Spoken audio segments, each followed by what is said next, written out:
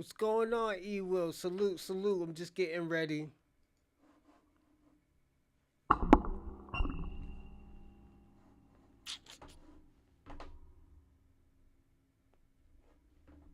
Mm, I didn't have time to get ready, so just give me a second. I gotta throw information up on the live chat and.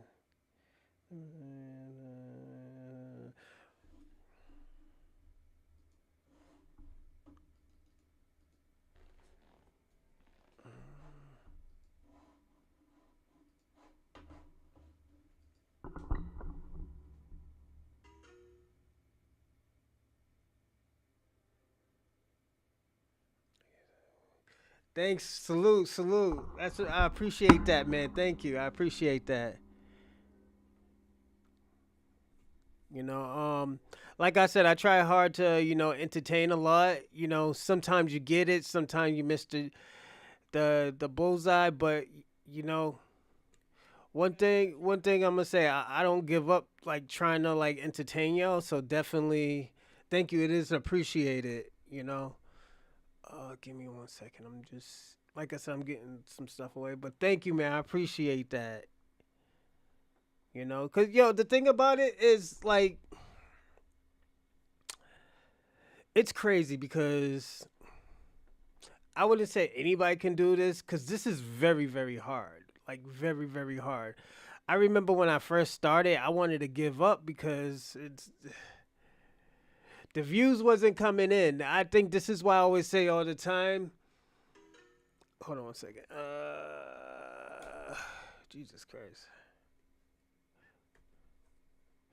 That's why when I was saying like, yeah, when I first started this, it was hard, man. I was like, yo, what the hell? I was just trying to figure out what am I doing wrong. And it's just personally, it takes time. Like this took a lot of time. But thank you, man. Thank you. I appreciate that. I put a lot of work into this. Hold on 1 second. But I got something special tomorrow. I want to do something very, very special tomorrow. Who's this? Give me a second, everyone. I got put onto the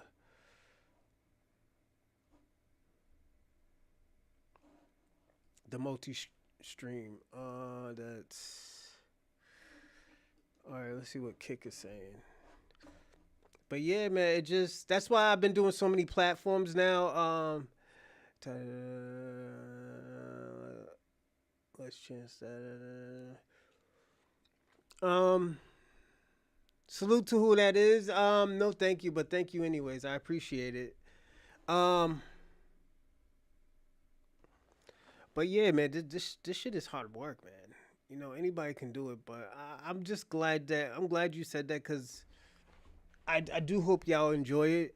Cause we have so many crazy people on here. Not crazy, crazy like insane crazy, but like so many different personalities. We got from white supremacists to Pan Africans to FBAs to Hebrew Israelites to commits to logical thinkers to just a whole bunch of everything. So it's a dope thing, man. And like I said, like I told that dude yesterday too from Kick, if he wanted me, cause I told him I'll do a listening party for him. I was like, all you gotta do is just like I said, all you gotta do is just email me, and I see what I can do. I'm not gonna like, nah, I ain't gonna do that. Yada yada yada. Hold on 1 second. Who's this one? Reparation. Thanks. Uh, lady, that was like September 20th. But yeah, man. Definitely, I'm gonna say we got a great show today. Everybody, shout out to E Will. He's here early. I didn't write no notes today, so I'm gonna do this on the fly today. So the topic question is, give me a second. White supremacists, selective outrage. The reason why I named it white supremacist selective outrage because we have been seeing a lot going on with them today. And y'all just gonna hear me talk a little bit today. Um, we have seen a lot going on with these white supremacists, liberals, conservatives, Antifa, tree huggers, LGBTQIA community. For the last 8 months, they have been wanting us to get involved. Even the Pan Africans. The Pan Africans wanted us to get involved too, but we shut that shit down real fast. The reason why we shut it down because at the end of the day, we don't get nothing out of Pan Africanism. You know, I left my joint in the car.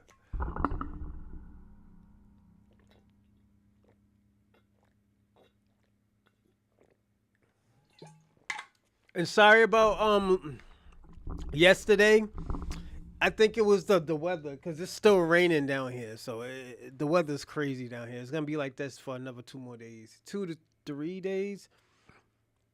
Children's mother's going to Maine tomorrow, so I'll still be here. We're still gonna be doing content. Don't worry, everybody. We're gonna be getting busy out here, but definitely I will advise this to anybody: start your own podcast. You already know me. Definitely, I'm gonna watch. Hey, homie, I checked your video out. Like it, like it was like you are new and not yet affiliated and verified. I got a proposal. Salute to you. Email me like I tell everybody off a kick. Email me. That's how you can get in contact with me. My email's in my description. If you want to find me, you could definitely find me on YouTube. So Bronze Reaper Media, you know. But I'll say this, everybody. Yo, we've been getting busy out here, man. Um, I got other good news too. I had to buy brand new health insurance. So I'll be getting new health insurance starting tomorrow. So yeah. I was paying like almost $300 for health insurance. I'm paying right now probably less than 180. Was it 140 plus another like 160, 170? So I save a good penny. I save $100. You know, $100 is straight. You know, I will say this though. Mm. I always tell people I be so excited doing these shows and stuff like that. And yeah, I always tell people too, yo, if you want me to do a topic, y'all can email me and we can do these topics. You know, if you want to go back and talk about the Pan Africanism, we can go back and talk about the Pan Africanism. Even if I have something already planned, I can throw something in. I can, rearrange things. So um, never think I won't do a topic question because I already got something planned. I don't mind. Like I said, I don't mind doing anything else. Give me a second. Pull out the bottle. Coffee Patron, everyone. It's Coffee Patron.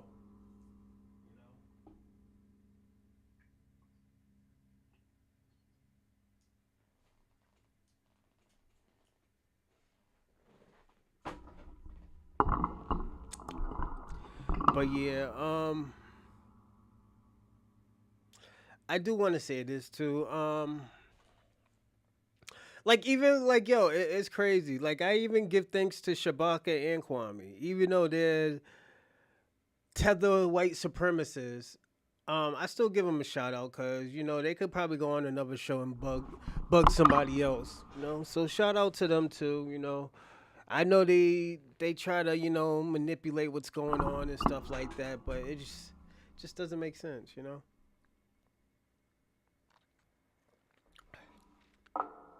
Who knows? One day I might learn something from them. So yeah, it's with my show. I always tell people all the time, it's always a give and take when it comes to knowledge. You probably already got the knowledge, and this is why I always tell people all the time: if you want to come on the show, if you want to come on a panel and just talk, You could vent. I don't give a fuck. You could be having a bad day. If you be like, yo, emotionally, I want to come on the show. I just want to vent and stuff like that. Yeah, vent. I won't say a shit. I won't say a goddamn thing. You know, even on the Chocolate Man podcast, like, yo, I'm gonna say this. That show about BBWs, that was probably one of my favorite shows. And I gotta be personally honest. The reason why it was one of my favorite shows, and I have a lot of favorite shows. I did probably almost 200 shows. I think like almost 200 shows. And you know what? Give me a second, everyone. I want to see. I might do a little anniversary. Oh yeah, I did easily 200 shows.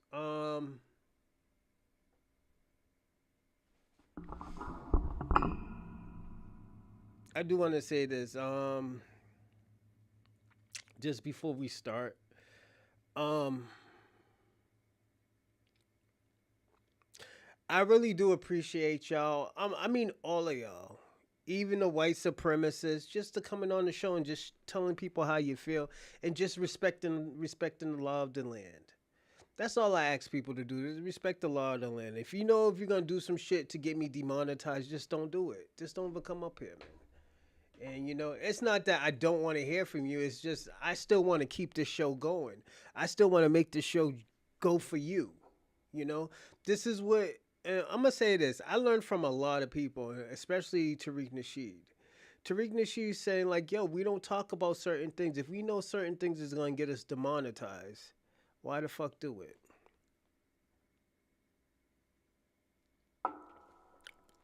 Why the fuck do it?"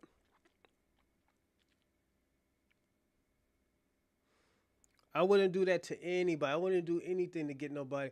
I could be the maddest at you. I would never try to get you demonetized because at the end of the day, I know how hard this business is. I know how hard, people put into doing podcasts and stuff. And this is why I was like, yo, I don't like Myron Gaines, but I still have to respect the law of the land if I'm going to go on his shows. He'll go in there and talk about Z Jews, Z Jews. Me, I just look at them as white people. I have always. Because they have they got $1 million worth of whiteness in America. It's not that they're Jewish that they get everything they get. They get what they get because they're closer to that color. They're closer to that race. I'm just being personally honest.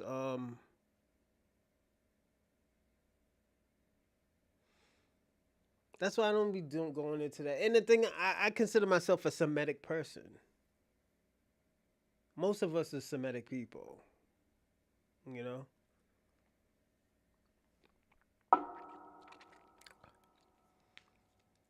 But I know, and I'm gonna say this. I know Pan Africanism has been felt like they've been left out lately for like a whole month because the bullshit hasn't been on them. It has been on, white supremacy.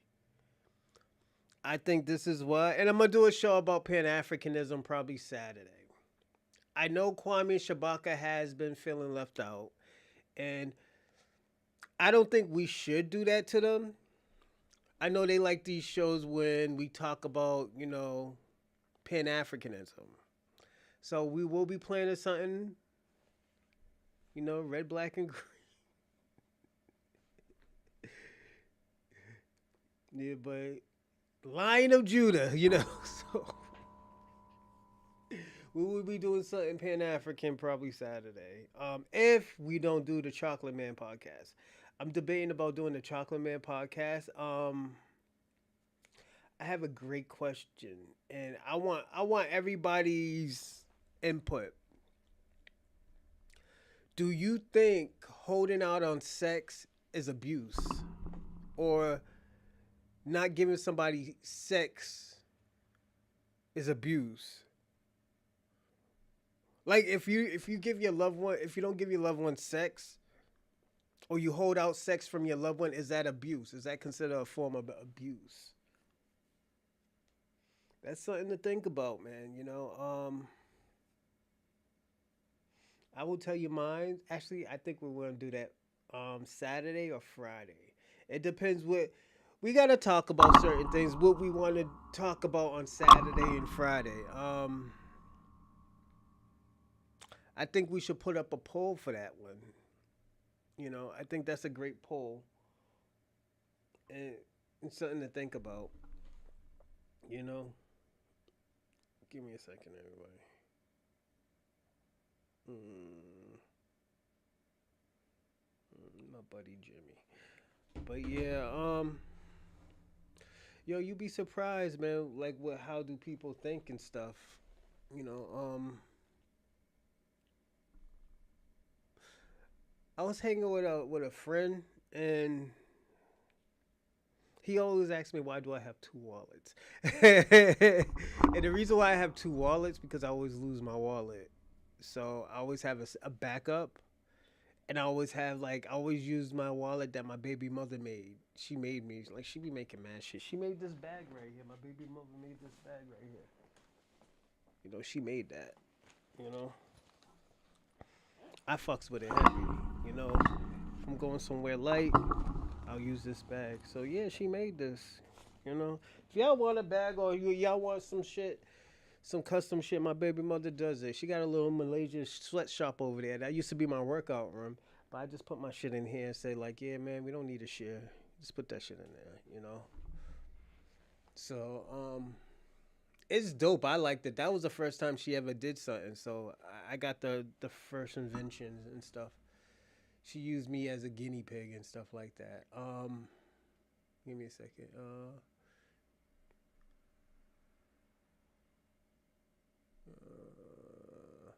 Yeah, niggas is still arguing over that Israel shit. Niggas is crazy. But yeah, I always tell people that. Yeah, it's like, yo, you just gotta respect the law of the land and stuff like that. But the reason why I made this show today, this topic, I will say this. Um,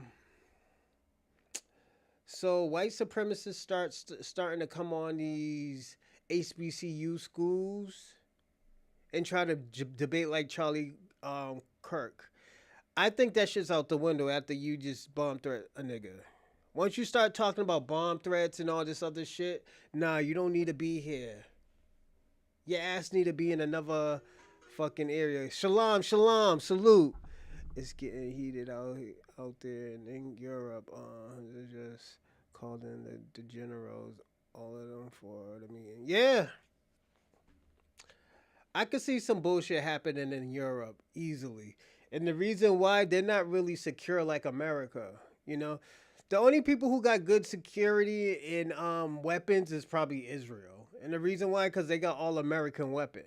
All that shit is American made, you know? I'm just going to be personally honest. And plus they get money from us. They get a few $1 billion from us. What, 3-4 billion, I think, a year? And that's just right off the top of taxpayers' money.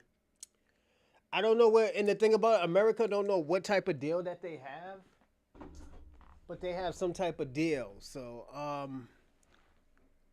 I'm the wrong person to ask. We might do a conspiracy show. I'm thinking about, hey, yo, you know what I was thinking about doing, everybody? A conspiracy show.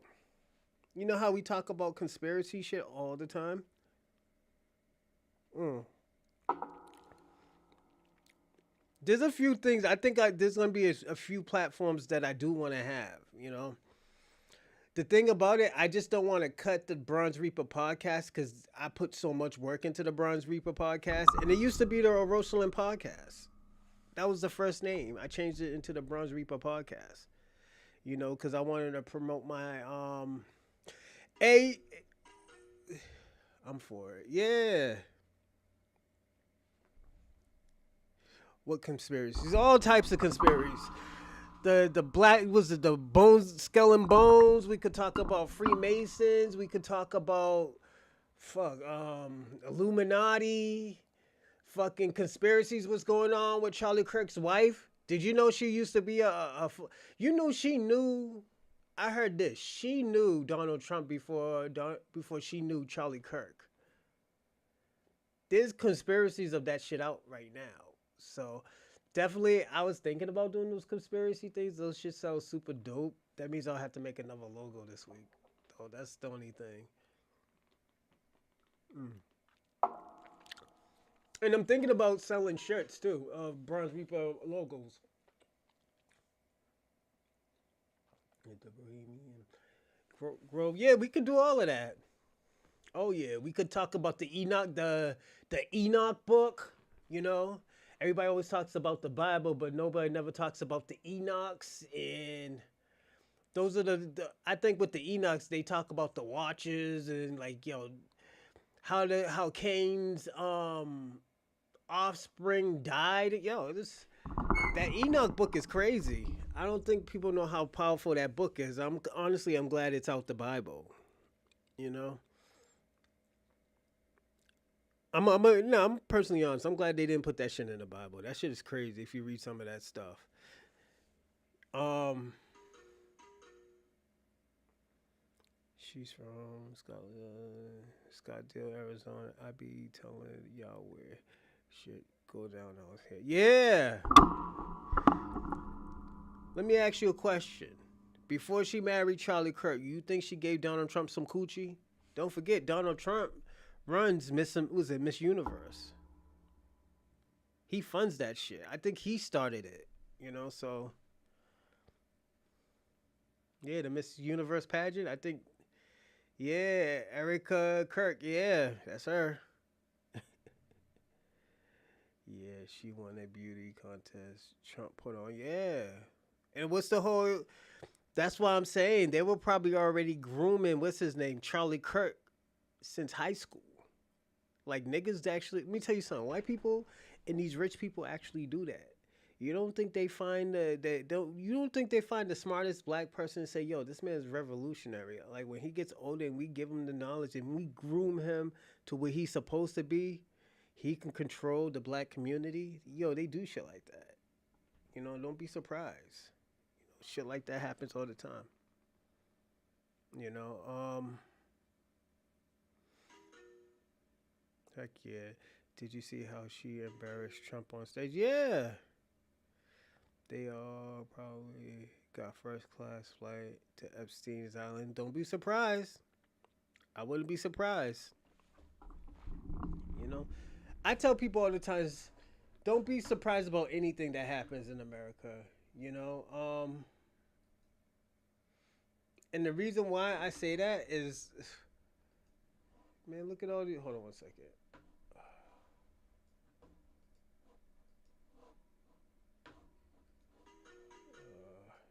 And that. All right, pull that one back up. Yeah, don't be surprised at none of that. I misspelled. I mean, embarrassed. No, I know what you meant. You don't worry. I'm not. The thing about it, I'm not too big on like pronunciations and stuff like that because if I know what you mean, I'm not gonna be like, oh, well, you meant this, or your IQ is blah blah blah. That shit is stupid. I'm not gonna do that shit to nobody. Nigga, if you gotta talk about somebody's IQ, my nigga, yeah, you're insecure about something. You know, it's just like, let me ask y'all a question. Do you think Myron Gaines was the coolest guy in school? I don't think he was, especially being in Connecticut. He probably had to hang around the white guys. So yeah, Lexington still say he got his triple X. Started from going to exclusive swinger work party. Yeah. Hey yo, you want to hear something about Lex? Lexington still was a finance broker. I think he was like a finance broker or some shit. He was good with finance. So yeah, it's crazy. You'd be surprised, man.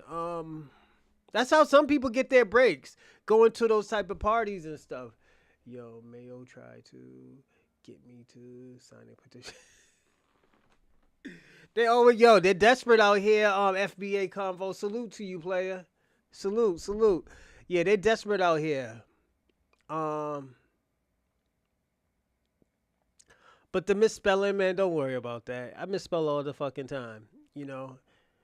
And sometimes I be even missing some words and shit. It's just I be like, my mind be going like, whoa, whoa, whoa, whoa, whoa, whoa, whoa, whoa. I just be forgetting. It's like people want to be so perfect, man. It is life is about making mistakes and learning from them. You know, for being a musty tether in high school. Yeah, of course he got yo.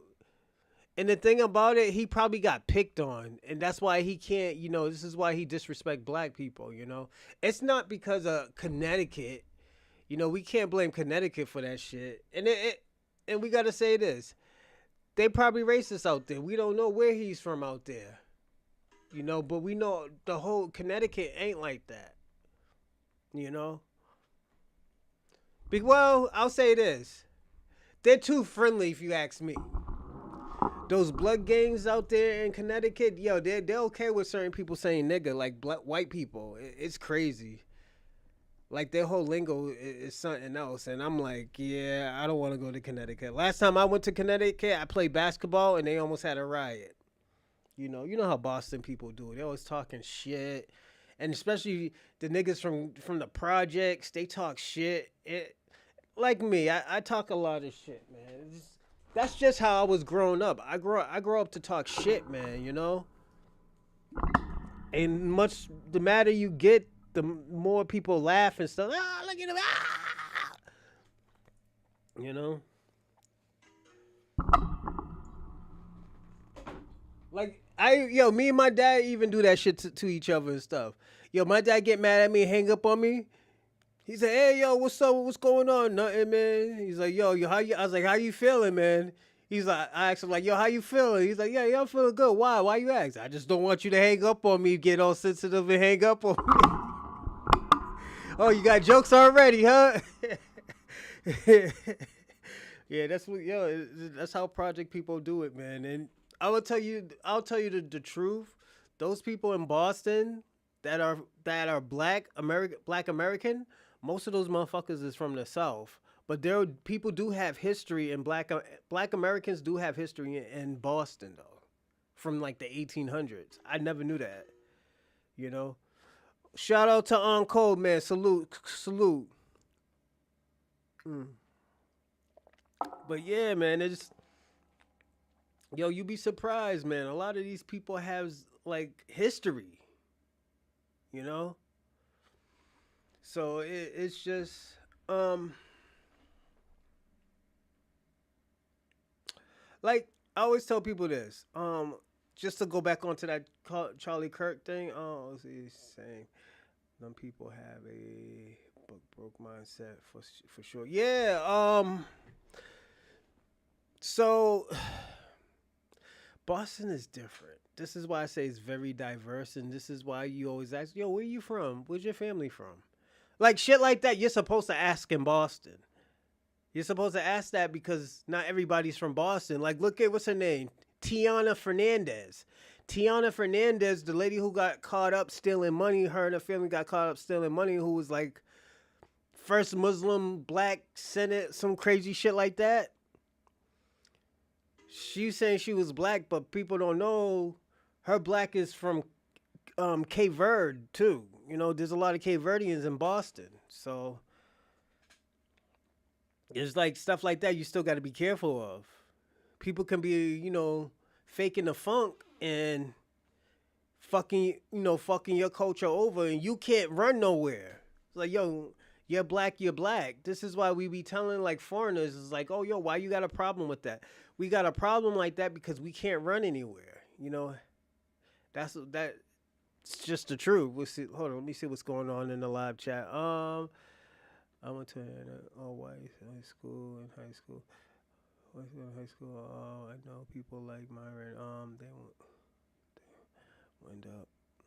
They wind up being the white man puppy for real. Yeah.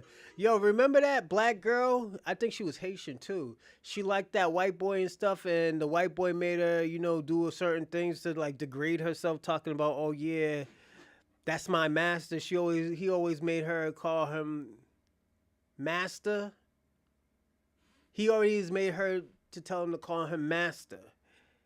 and she didn't know why, and niggas was just laughing at her, and she didn't know why everybody was laughing at her because she was slaved, and I guess it was like the prom, he bought her some cotton. It was so disrespectful. I would have shot that nigga. I'm gonna be personally honest. I would have shot the white boy. You know. I'm gonna be personally honest, cause there's certain type of disrespect that you just need a good ass whooping, man. You need a good ass whooping, and some people don't catch one, but other people's will get one. I will say that some people will get that ass whooping because they deserve it. So it's a weird situation. You know, and that's why I always tell people all the time, like, yeah, these are the things, reason why we have to separate from foreigners, because foreigners is okay with that type of disrespect, you know. And this is why white people be getting beat up, because they think, oh, yo, some of these white people can't tell the difference from a black person from a foreigner. That's why they be trying to test us, and when they get beat. When they get the brakes beat out of them, they know why. Like, I'm gonna give you an example for Vlad TV. DJ Vlad thought it was funny to say some shit about Rick Ross, and he did some foul shit. So you know what Rick Ross did? His people's beat up on Vlad. Vlad sued him. Vlad was suing him for a few million, I think, or $1 million. He only got probably 300,000 from him. So yeah, Vlad caught a beat down because doing shit like that. This is why you think he got security and stuff now. It's not that he has security because, oh yeah, I got a little bit of money. He got security because he was scared. He was just doing too much. Vlad knows he's doing too much. This is why, what's his name? Adam 22 had to get security. Niggas ran up on him with a gun. White boy ran up on him with a gun. If AD wasn't there and the security guard, Adam wouldn't even know what the fuck would happen or would have been shot.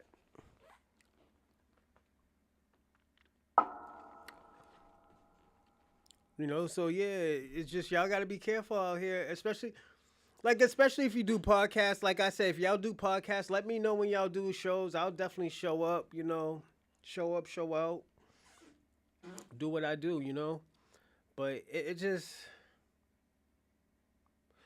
shit like that always happens. And I don't be surprised either. I don't be surprised oh, this shit happened? What?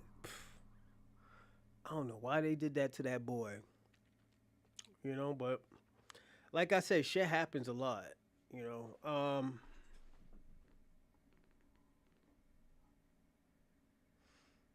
me a second. Let me turn my air conditioner on. It's getting hot.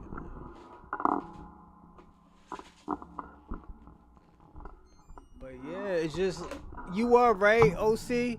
Yo, white supremacy out here getting desperate, man. Selective outrage and stuff. You see what he did to those immigrants? And we got to talk about that. Selective outrage.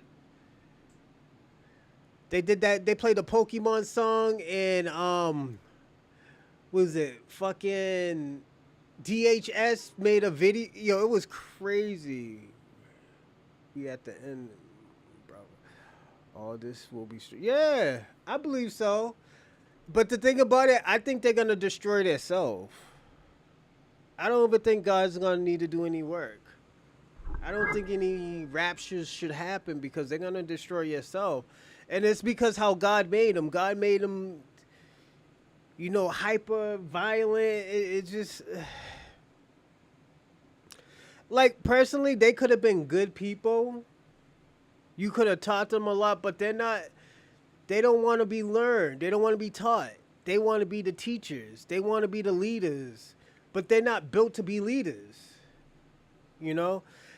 I was listening to the story in the Bible about this guy who wanted to be a leader, so he killed. No, it was a female. Just so nobody won't take the throne from her, she killed all her nieces, her nephews, and her brothers and sisters. But they had one child. I think his name was Josh or some shit. And for 6 years, just fucking killing people, fucking doing foul shit, a woman. Then 6 years later, this little kid pops up saying, this is a bloodline to her, to the royal family. They kick, the guards was happily wanted to kick her out and kicked her out, and the people killed her. It was crazy. You'd be surprised. This shit was in the Bible, man. Some people are not built like that, and that was the thing about it. That was just one of the stories. There was another story about, I think, King David. He dated somebody out of his race and had a child by her, and she was all into like fucking paganism, like killing babies and worshiping like animals and shit like that, and it was crazy. And he died, and like she took his wealth, and they fucked up the Israelites. Yeah, that's the biggest lie. Them white folks made a mess, and now they want us to run. Nah, yeah. We can't run. I almost finished the Bible. It took me 2 years. Shout out to you, Scotty P, man. How you like it, man? I understand why they call it a good book, man. The Bible is actually a dope ass book if you actually really want to sit down and read it.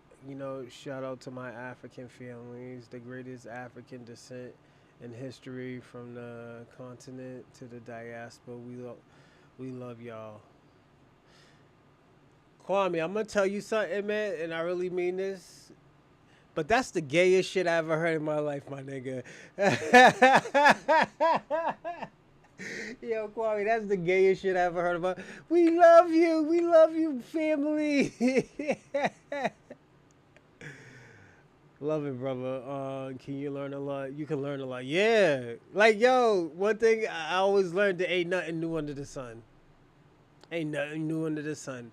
All that shit in the Bible, all that shit that is going on right now, that shit happened probably thousands of years ago. You don't think niggas was fighting over lineage and stuff, talk about, we gotta fix our lineage, we can't help people and stuff like that? You don't think, like, we had, like, fucking leaders just talking crazy to their people and stuff like that? Like, if you kind of look at what happened to, was it King Henry? His own people killed him because he was spending too much money on stupid shit. Who's it? Most movies come from the Bible. Yeah, facts. That's true. Like the storyline, yeah. It's super dope. I will say this to back up Kwame. Most of those Marvel comics, most of that shit comes from the Bible. Yeah. So most of that, I mean, not the Bible. The shit comes from Africa, like the African mythology and shit.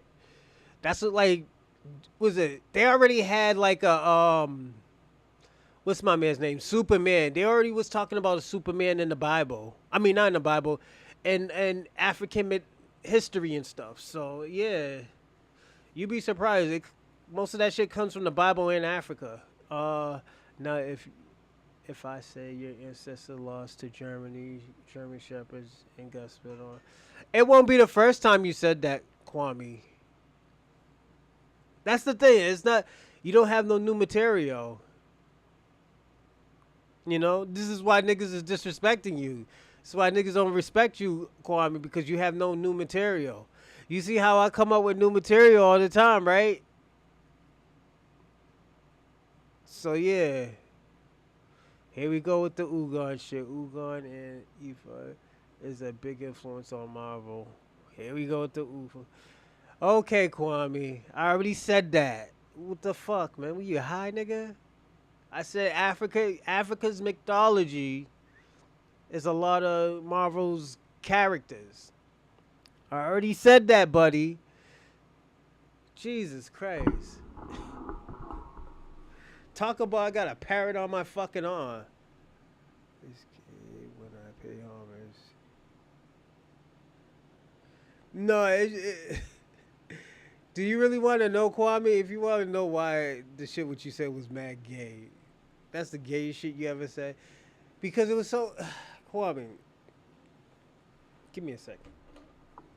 You gotta make me take another shot, Kwame. Jesus Christ. I gotta take another shot, everybody. Kwame's driving me crazy. Give me a second, Kwame. All right.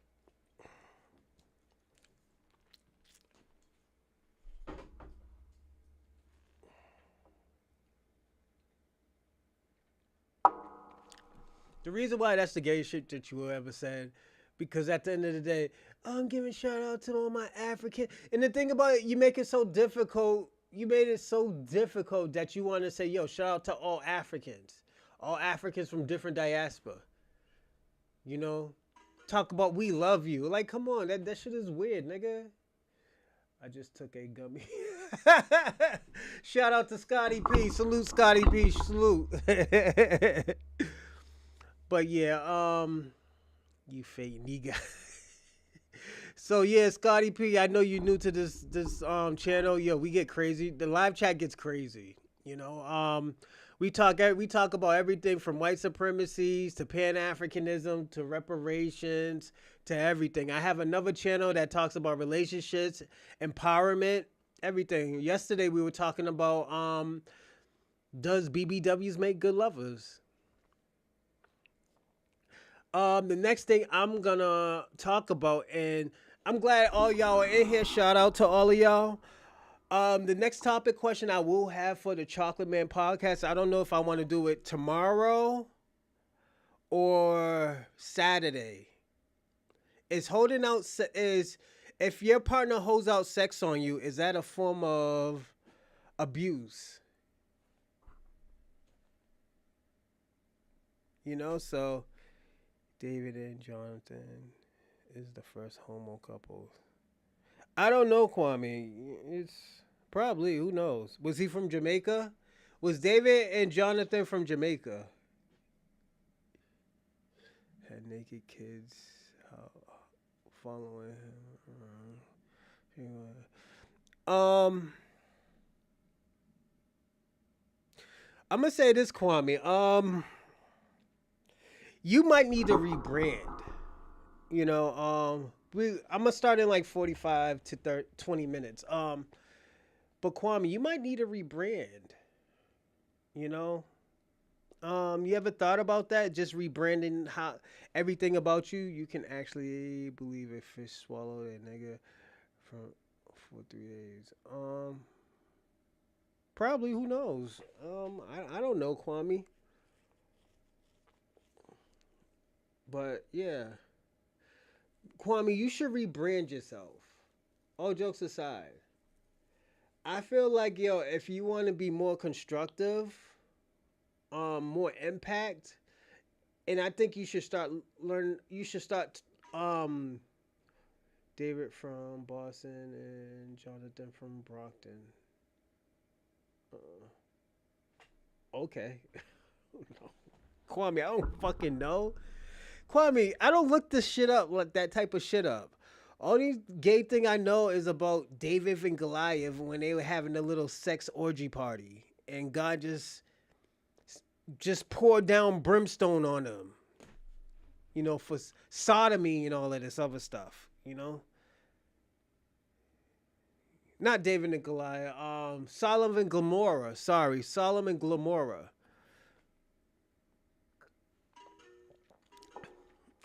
Somebody's high. Like, yeah, I don't get this dude. I don't smoke. I'm drinking coffee Patron. You know, I'm taking shots of coffee Patron. So I gotta go to work in a few hours. I'm gonna leave around 9:45. So we're gonna have a 3-4 hour show. Pillar of salt. David and Jonathan was kissing on a roof naked. Kwame, how you get this information? Kwame, I don't know if you're joking or you're being serious. Like, I don't know if he's being serious. Not you. Somebody in the chat. Oh, Kwame, yeah. So, if you don't know Kwame's about to get married. He went down to go meet his boyfriend.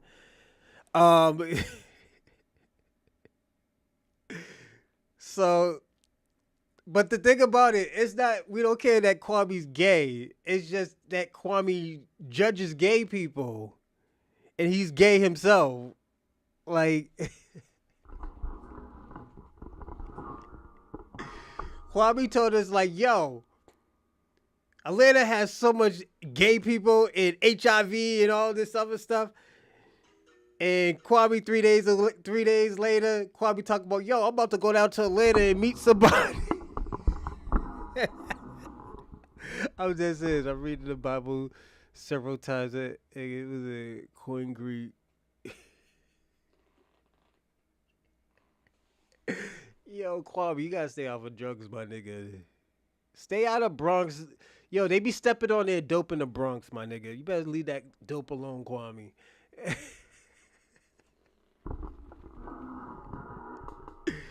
This is why I always tell once I do erase this gay guy, his profile picture was a rape or rebel.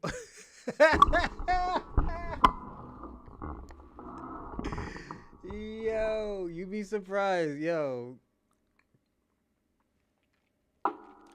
Yeah, man, you be surprised. The relationship between David and Jonathan is described in the Hebrew Bible as a deep love friendship, with some passages like 1 Samuel 18. Modern scholars and LGBTQI. I think you forgot the IA too. They added more letters, so yeah. But yeah, them niggas is crazy. Kwame, you crazy as fuck, bro. Yo, Kwame, yo, you be looking up some crazy shit. This is why, yo, honestly, all the time, this is why I tell people I will never block you in Shabaka. Y'all drive me up a fucking wall, yes. I think y'all personally should pay me for y'all to even be up on this motherfucker, because that's how much crazy, that's how crazy y'all drive me, you know? He's lit. Stop. Hey, yo, real talk on code. Yeah, he be lit out here. Read the King James version, Kwame. Kwame don't know nothing about no King James version. It's just Kwame just be picking and choosing, man. He's like these white. That's why I say, yo, Kwame is an alleged white supremacist. Kwame be thinking I be joking when I be saying that. Like, nigga, yo, alleged white supremacist. You know, so. No, I'm not. No, I'm not. Yes, you are, my nigga. The naked fugitive. Or, is it? I'm here to balance it out. Thanks, Scotty P. I appreciate that. Yeah, Kwame is a clown, but, you know, King James was an open homosexual. No, he was vicious. I will tell you that. King James was nobody to play with. He was a real Israelite. He was a real Hebrew. He don't fuck around, you know? Even though my favorite king was probably King Solomon or Jebediah. They call him King Jebediah. He was my favorite, but did you ever see the Chappelle skit where he was black, white, supreme? Oh, yeah. Clayton Bixby. White power. Yeah, I remember that. Yeah, that should be lit, man. But I always tell people all the time, I don't know why white people want to be white supremacists. You know, I don't even know why white people want to celebrate the Confederate flag or rebel flags. Them niggas lost. You know, you're like celebrating fucking losers. This is why, like, honestly, I'm gonna say this. This is why I'm not surprised of the Charlie Kirk thing. I'm not surprised they made him a martyr and he didn't really do shit. You know? Like I've been saying, he's a mediocre fucking podcaster. You know? I've been saying that shit ever since he was alive. I've been saying that shit for almost 4 or 5 months. Yo, he's mad mediocre. How the fuck anybody's listening to him? He don't pull out no facts. He just tells you go look it up. You know? He's a great con artist. I will say that. He's a very great con artist. But it's just, this is what I said. If he wanted to be there for his kids and stuff like that and like really wanted to do great for the community, he should have thought about the way he was living. You know? Living like, yeah, telling the truth isn't really offending people. And I think people need to understand that. Living in truth don't mean you have to offend people. Again, you should never have to think that you have to offend people to, feel like you're telling the truth.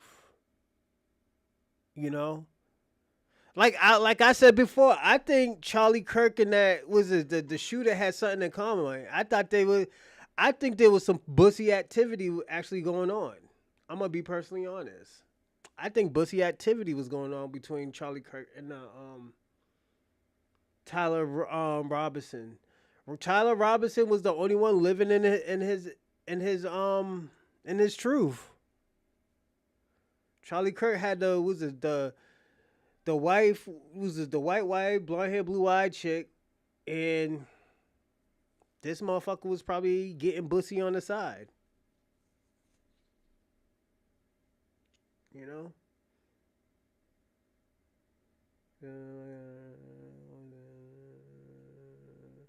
Is Kwame still talking about gay people? Kwame, your country is Epstein before Epstein Island. Are you serious? Let me tell you something, Kwame. Y'all was having, and y'all might crucify me for saying it. Y'all was having freak offs before Diddy. In Jamaica, y'all was having freak offs.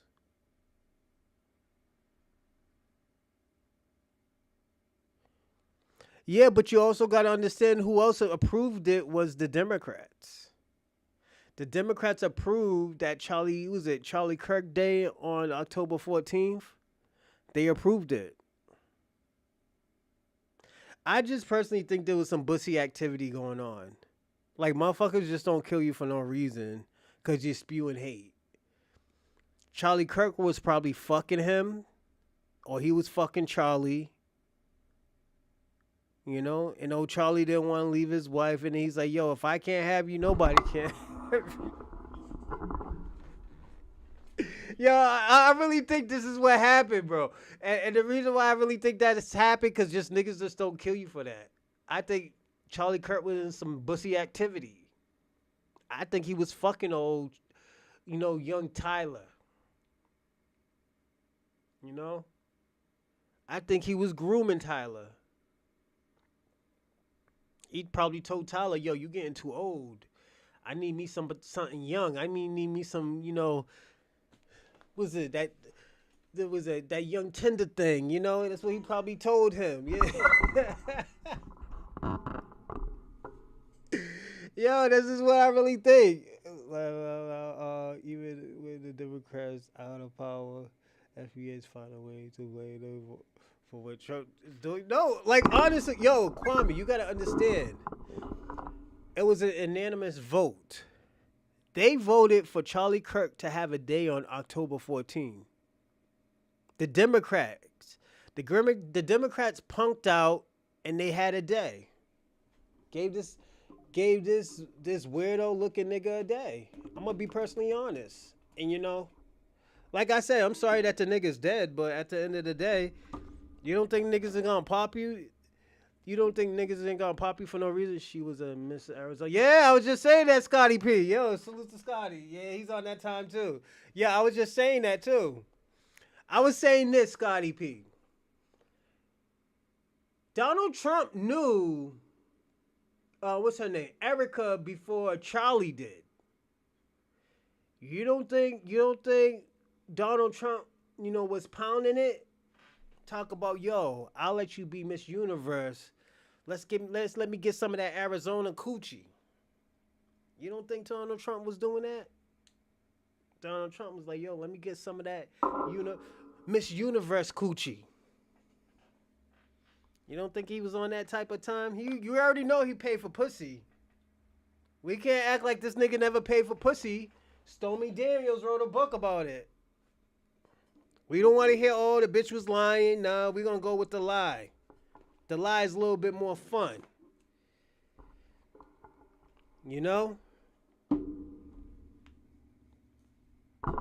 I think he paid for Erica's coochie.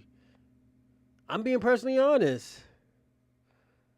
Donald Trump is a billionaire. She's like, yo, come and get this billionaire coochie. Young, tender, blonde hair, blue eyes, just how Donald Trump liked it. Yo, telling you. That's what probably happened. Yo, Donald Trump wanted to get this nigga Charlie out the picture. Who know? Yo, we don't know what happened. This dude Donald Trump was like, yo, getting flashbacks, talk about, yo, I want some more of that coochie. This bitch pushed out 2 fucking kids by him, and she don't want to throw me no coochie? Oh, no. We're going to have a problem. We're going to get this nigga out the picture. We're going to have one of them fucking tree huggers shoot him. Don't be surprised. Niggas just want to blame the Jews for this shit. Nah, nigga. Somebody was fucking somebody. I'm going to say that. Somebody was fucking somebody, and we're going to figure that out. Niggas just found out that this Erica chick knew Donald Trump before Charlie, old Charlie.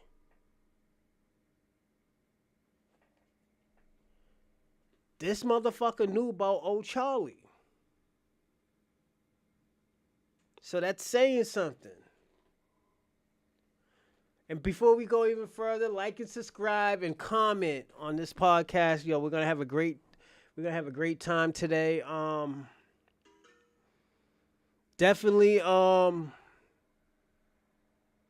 subscribe if you didn't subscribe. And also, if you want to help, you could donate. I will put the donate in the live chat. But if you don't got no money, it's cool. I don't mind. But I need you to share. Share. Have more people come in. Hey, man. It's a domino effect. Yo, y'all gonna rock out this show. And I'm gonna say this to anybody who wants to jump on the panel before we start. We'll start in 10 minutes. 10 minutes. If y'all want to jump on the panel, say, hey, yo, homie, Rosalind, y'all wanna jump on the panel. Yo, I wanna talk for a little bit. You know, had a bad day, you just want to talk to be talking. Yeah, talk. Just like I said, disrespect the law of the lands. We don't want to talk about none of that Jew shit. You know, all that, oh yeah, the anti-Semitic. We don't need these little niggas, the niggas with the little hats coming over here we talking anti-Semitic, trying to take this show down. Now, we're going to keep this show up, and we're going to outshine all of them people. Whites, blacks, browns, everything. You know, this is a FBA show. This is a black show. You could even call it a Pan-African show that you want, because I let y'all Pan-Africans talk. You could call it a white supremacist show. I let y'all niggas talk. Y'all talk crazy. Y'all talk about IQ and shit. We don't give a fuck about IQ on this show. You could be half fucking retarded, and we'll still love you. Nigga, we'll still love you to come on this show and talk. Nigga, if you got a speech impediment, we still want you on this fucking show. We don't discriminate over here. Real talk.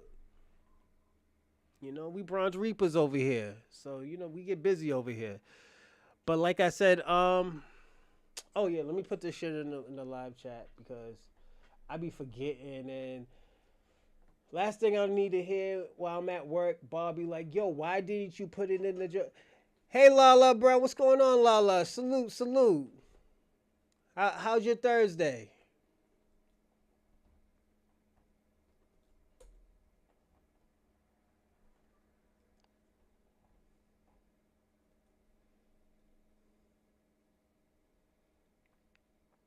Let me see what's going on.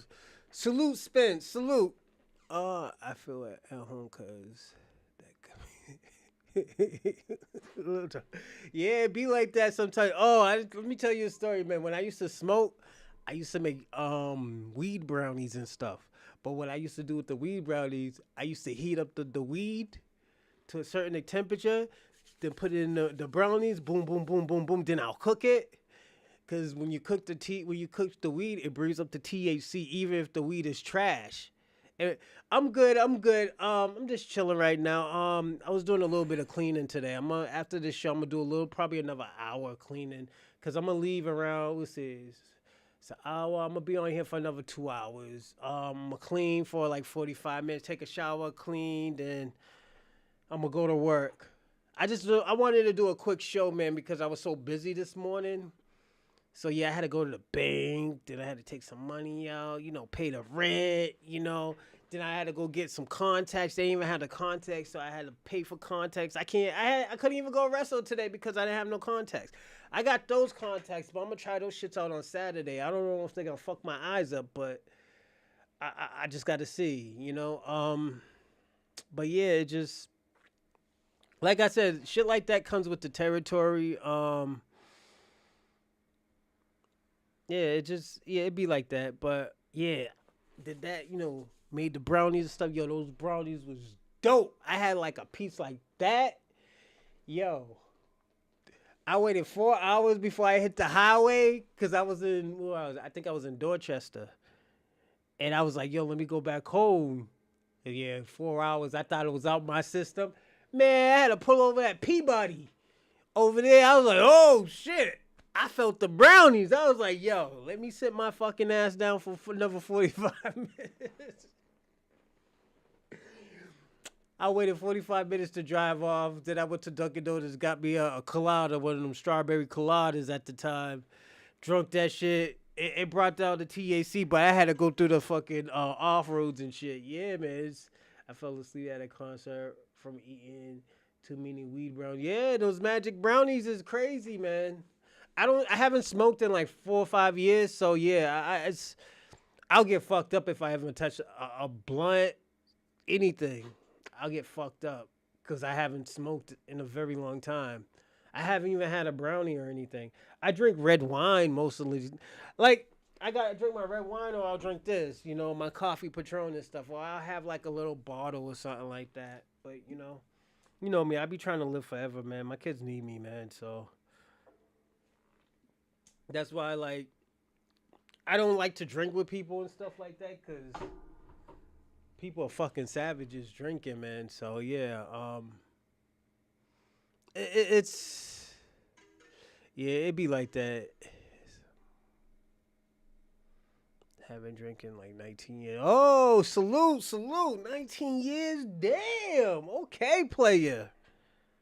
You gonna hit that 20 mark, man. Yo, you better have a party, No, if I was in your city, man, I'll party with you. But I don't smoke, and you probably live far or something, man. But yeah, it's just I will say this. We're gonna start the show, and welcome to the Bronze Reaper podcast. I'm your host, Rosalind Perkins. How's everyone doing? I'm glad to always talk to y'all. We always have great conversations with everybody. I haven't drunk in 10 years. Ooh, salute, OC. You know,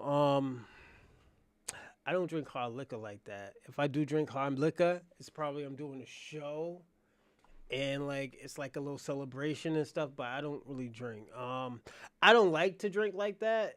And the reason why, I will tell you the reason why. When I was drinking, I was very, very depressed. I'm gonna be personally honest. I was very, very depressed, and when I say I was taking shots, I was blacking out. I was blacking out. I was. I remember a few times I woke up with I didn't even know blacking out. So it just, hey, dang, I got a glass of wine and a hookah. Okay, salute, Lala.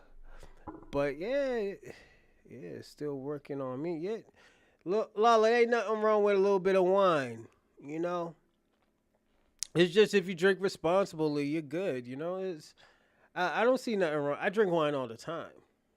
Do I got my other bottle? Yeah, I drink like within a week. I probably drink like 3 bottles of wine. I'm personally about to just start buying 3 bottles of wine, and just that'll be just for the week, and that's it. Just so I don't have to keep on going back and forth to the store, and them little Puerto Ricans just see me and stuff like that. So yeah. Um, and the wines I buy is like what, $18, 17, $18. I used to buy like $80 bottles of wine. So yeah, that shit, it adds up, man. That's why I say, yo, I'm gonna buy like 3 bottles of the wine that I usually buy and call it the day. Excuse me. But yeah,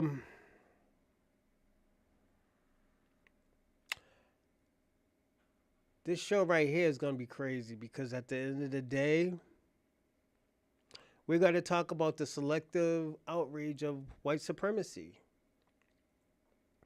I have I have seen it. I've been watching and looking. I've been watching and seeing how these people been moving lately, and I'm gonna be personally honest. These white supremacists, these conservatives, they have been moving sloppy. And I'm gonna tell the white community something, and I'm gonna give you advice. These people that you are worshiping, they are not leaders. Donald Trump is not a fucking leader. Donald Trump is for self. He will not jeopardize or sacrifice himself. He does not have a plan.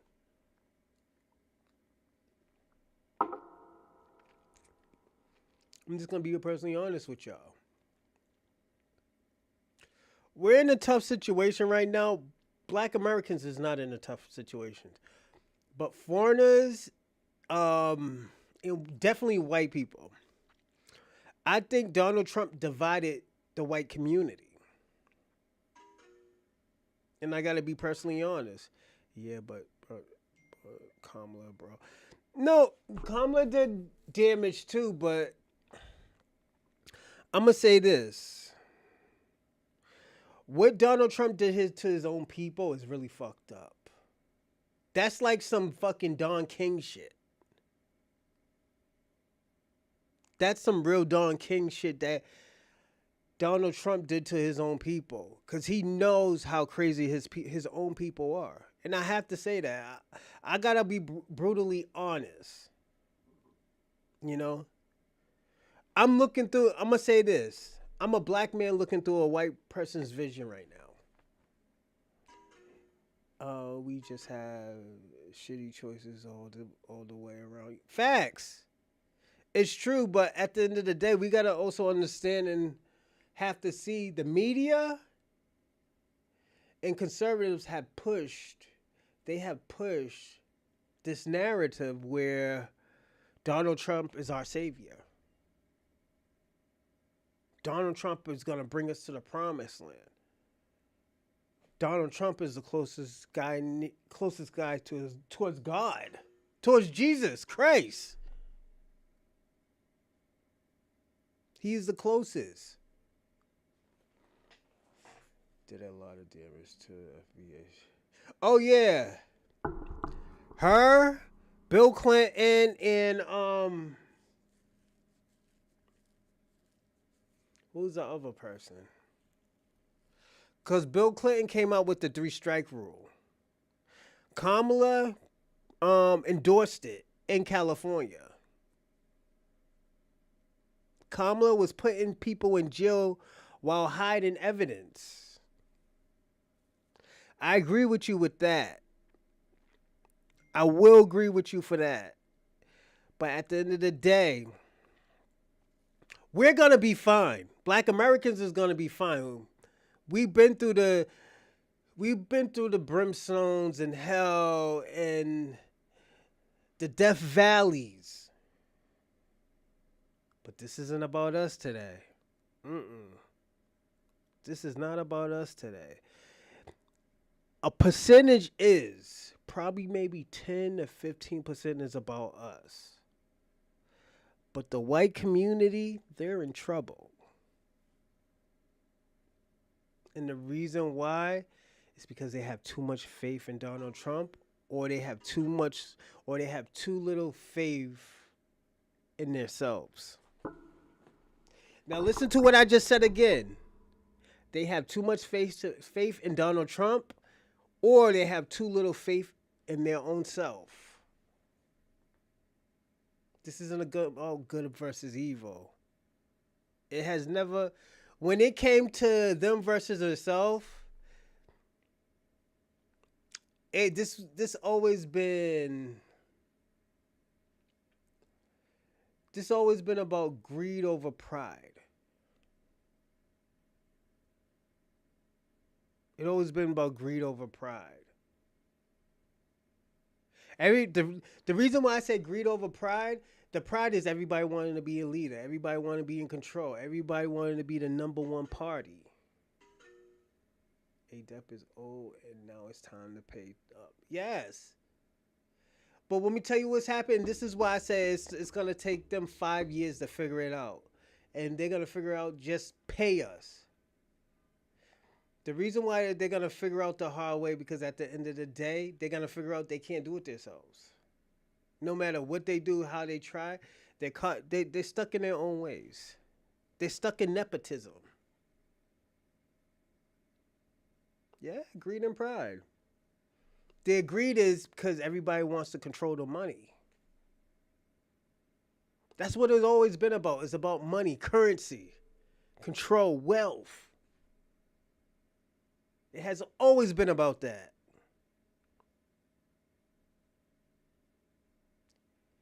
Now their greed and pride came to collect.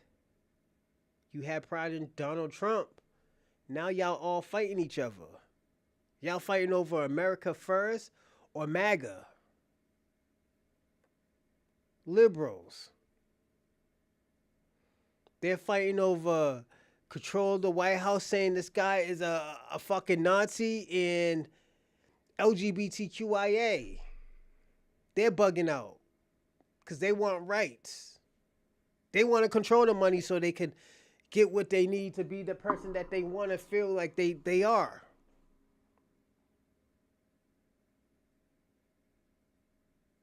These are four type of people fighting. Extremists right, extremists left.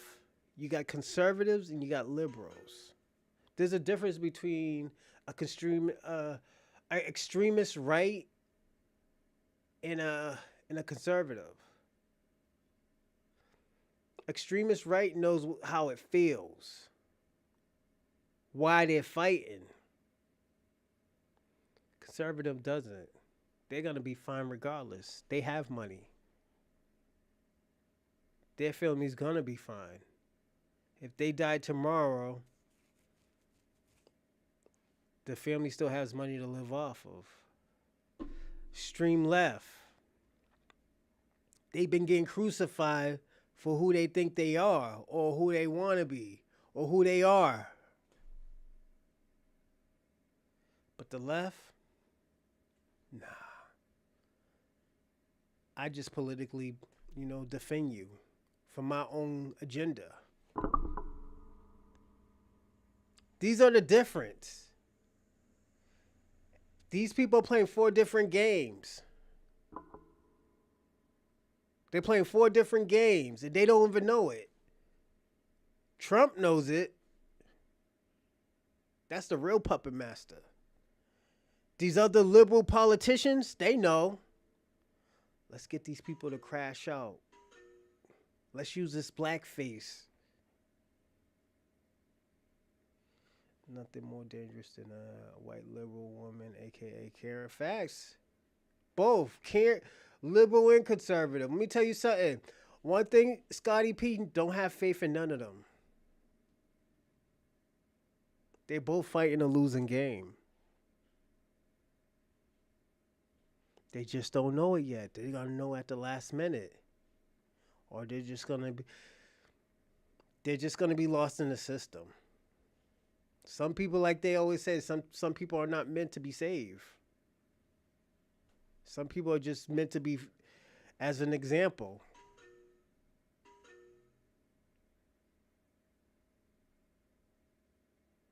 Yeah. That's what they're supposed to be doing in the first place. If they really wanted to win, let's personally be honest. Scotty P, I'm gonna talk to you. If they really wanted to win, they should be working together. Out of all decades, generations, centuries, this is the only time that they don't work together. This is the only time where they're having a hard time. There's a language barrier. Where's the language barrier coming from? Where's it coming from? All of a sudden, the left don't understand what the right is doing. The right don't understand what the left is doing. Everything is a secret. When Al Gore lost against George Bush, what did Al Gore say? I know we lost, but I'm gonna still work with George Bush to feel like we still won or to still get things done. I'm still gonna work with this man to get things done.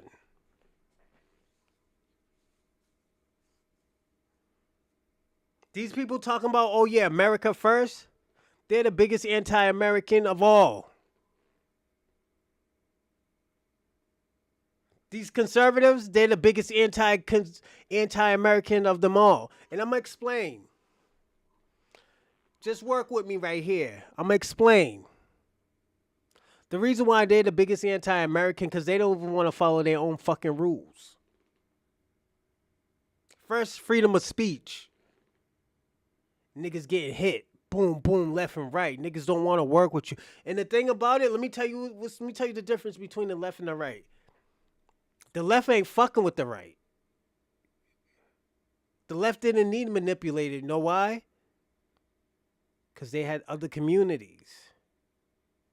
They had other communities say, yo, don't work with that guy. Don't fund that guy.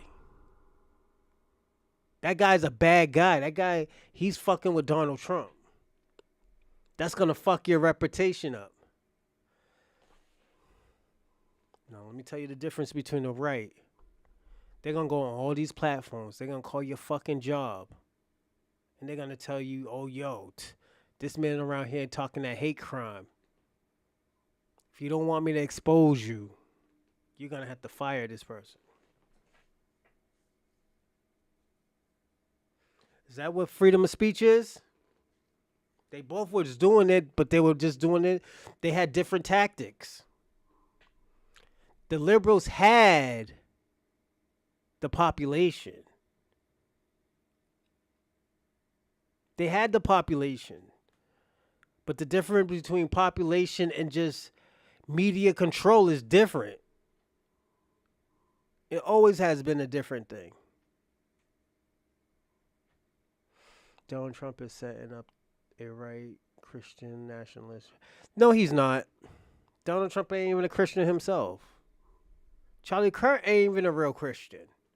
What type of Christian you talk? A white supremacist Christian?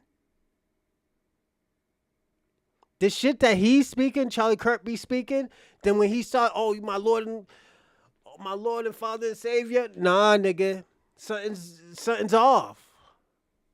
Something's not hitting. This is what I'm telling y'all. There's something that's not hitting. There's something's not flowing. He's doing something wrong. He's manipulating something. He has an agenda. Let me ask you a question. If you're a real Christian, let me say it in a proper way. If you're a Christian, if you believe in Jesus Christ, Lord, as your Lord and Father, do you think you need to be denigrating other races? Do you think you need to be talking hatefulness about another race? Yeah, it's cool that she said she forgave her shooter. I've been said that she was going to do that. But guess what? She don't give a fuck if he died. She don't give a fuck. They programmed that girl to say that shit. Let's personally be honest. Let's be honest. When they say you live by the sword and you die by the sword, don't mean you gotta kill them. That means let God work. Let him do what he needs to do. Let him take all the other steps.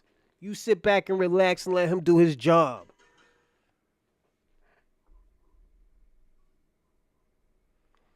No, let me tell you something. The Christians told y'all not to hate. But in the Bible, and you said you read the Bible, God told you there's a time for love and there's a time for hate. There's a time for peace and there's a time for war. This is what he said. This loving everybody, God didn't say that shit. God in the Holy Bible said he hated Esau. He hated that motherfucker when he was in the womb. And when somebody asked God why did he hate him, don't question me. I hated this motherfucker ever since he was in the womb.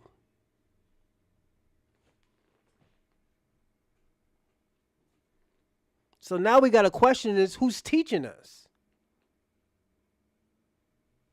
Why aren't they following the whole Bible?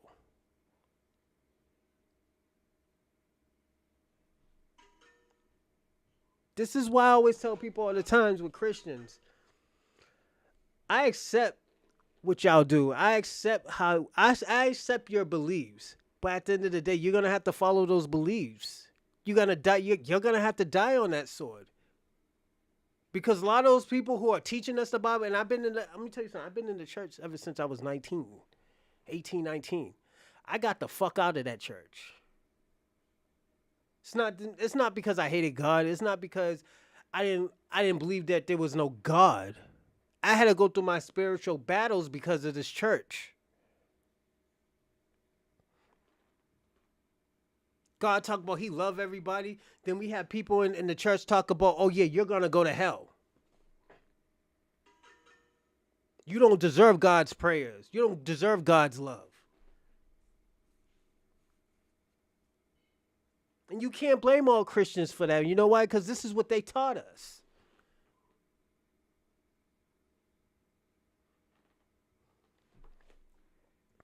I blame the people who has an agenda. If you believe in it, by all means believe in it. But at the end of the day, don't have an agenda. If your agenda is not helping people, and so be it, you're the part of the problem.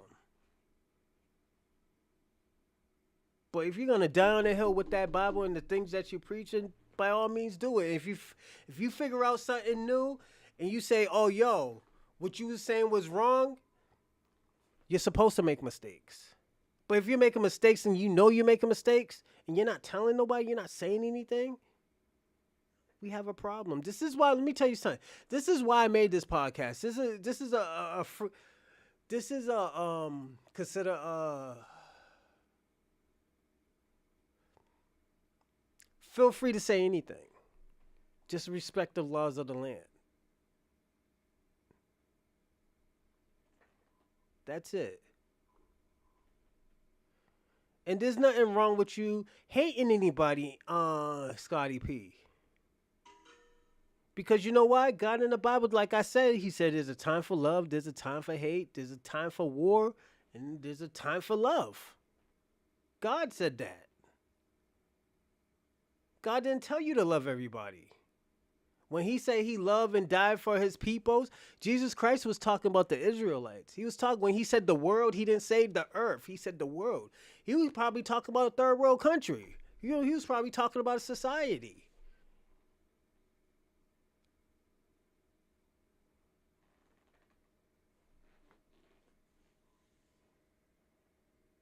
That's why I'm so happy that you read the Bible yourself, Scotty P. Because you know what? If these people say something and you know it's not right, you could be like, yo, I didn't read that in the Bible. Where did you see that in the Bible? Sometimes we have to do stuff ourselves, Scotty. And you know what? You're taking a step to do that, and salute you, man. Salute you. Salute to you, man. Don't ever let nobody tell you you're doing anything wrong. Because let me tell you something. If you're all right and you could go to sleep the next day, that same night, then you're good. You're good. Just be true to yourself, my man. All jokes aside, just be true to yourself. Salute to you, man. And congratulations, man. You're almost done. Or if you're done, man, salute, man. I'm still working on it. I'm still working on that Bible, man. No, no problem, man. But let's get into this video. We're gonna see these white supremacists just act crazy. And before we talk, I'm gonna say this. Those people who got ran out of that HBCU school, they had to be ran out. And the reason why they had to be ran out because there were bomb threats. There was death threats. There were death threats. I'm in the book of James. All right, salute, Scotty, salute. Yep, you're right, OC. Once these people start making death threats and all this other stuff, no. We're not, nah, you need to get out this school. They had to go, let me tell you something. These people had to go to their advisor and say, yo, who let these motherfuckers in the school with these MAGA hats? This white boy just got fucking shot, got popped, got caught a hot slug into his fucking neck, and y'all want to let these motherfuckers in the school? No. My parents didn't pay for this motherfucker, so I can get shot. You think my parents pay $50,000 or pay $50,000 so I can catch a hot slug? The fuck out of here. They did the right thing. Get these two goofy motherfuckers out the school. Think they want to have a fucking conversation. Them conversations came with a fucking bullet for Charlie Kirk. We ain't gonna do that shit. We gonna talk righteousness. And I'm gonna say this. I know we have tethers trying to protect Charlie Kirk, but at the end of the day, Charlie Kirk was a piece of shit to his people. He was a piece of shit. He was a part of the problem. He could have been a good person. He didn't want to be. They stood on business. Yeah, they had to stay on business. They ain't trying to catch no fucking bullet for no fucking Charlie Kirk that didn't even like him. That said racist shit about women, about black people. Said sexist shit about black women. Racist, sexist shit. If she's a black woman, I gotta figure out if she could fly the plane. Nigga, you think they just gave her, let's give her a nigga fucking test. Let's give her a nigger test. Let's see if she figured out the nigger test. That's DEI right there. She could fly a plane. No, nigga, they got the same test. The only difference is if everybody passed the test, at least some black people can fly. At least some black people get a chance. That's all DEI. I'm against DEI, but at the end of the day, I understand why DEI is out here. You know? And the reason why I'm going to say I'm against DEI because everybody attached themselves to DEI. If you're white, all you got to say is you're gay. You're DEI now. Nigga, if you're in a fucking wheelchair, you're DEI. So how does black Americans get a chance? You're hiring fucking Mbutu from fucking Timbuktu. Like, come on. You rather do that than to hire a black American. Then the black Americans you do hire was only 3%. Like, come on. We're not going to do that. Or Indian. Yes, thank you. And those are the biggest scammers, them and Nigerians. The fuck? But let's get to this video. We're going to watch this Jamaican girl.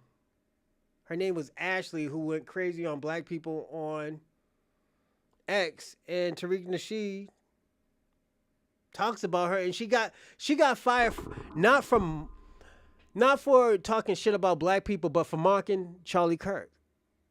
This is the selective outrage. We just seen what they just did to these immigrants who just got caught. They're making videos about them with Pokemon music. Like, yeah, don't get me wrong, the shit's funny, but the shit is inappropriate. If you're gonna do that, you keep that shit to yourself. I'm gonna be personally honest. I thought the shit was funny, but I think it was inappropriate too. I really thought that shit was inappropriate. I laughed like, oh shit. And I said to myself, I was like, yeah, I was still laughing. I was like, yeah, I would have never done no shit like that, man. You know? Like, let me tell you something. We talk about immigrants on this show, but at the end of the day, we don't disrespect them. We don't need to disrespect them. We tell them truth. I tell a nigga real fast, I'm not moving to Africa so I could go eat monkey knuckles, nigga. Are you crazy? And niggas laugh, yeah. Because them niggas eat monkey knuckles in Africa. I'm not going to eat that shit. Why the fuck would my ancestors build America to make it a first world country just to go move back to Africa to a third world country, my nigga? I'm not doing that. You fucking crazy. I'm not going backwards so Africans could feel good about us, nigga. No, fuck y'all niggas. Who told y'all to fucking destroy your country? Who told y'all to fucking destroy your continent? Who told y'all to give your continent away? The fuck? Shabaka, we don't give a fuck. Niggas don't even use coins no more. Niggas is using fucking cards and dollars. You know, let me tell you what I do with my coins. I put it in a fucking ashtray because I don't smoke. I don't give a fuck. Let that ugly, goofy nigga be on a fucking quarter. We'll have fucking butthead on the fucking quarter. You think I give a fuck? These niggas could do whatever they want. Let me tell you something, Shabaka. Don't. And this is, I'm giving you advice. You a old nigga. So what I'm about to tell you, you know I'm telling the truth. Don't let these goofy white supremacists stress you out. Most of them niggas is trailer trash anyways. You know? And half of them niggas use meth in that fucking White House. Let me tell you something. They're bringing their own people to hell right now. You think black Americans is going to follow them? Let me tell you something. If you really care about Africans, you should be talking to Africans and tell them stop following these motherfuckers to hell. These motherfuckers is going to kill each other. These niggas is sniping niggas off of fucking buildings and shit. You think I'm going to go in there and say, oh, yo, let me go help Charlie Kirk and Donald Trump. Fuck them niggas. I'm going to be personally honest. Fuck them niggas. And you know why I'm going to say fuck them niggas? Because they didn't give a fuck about us.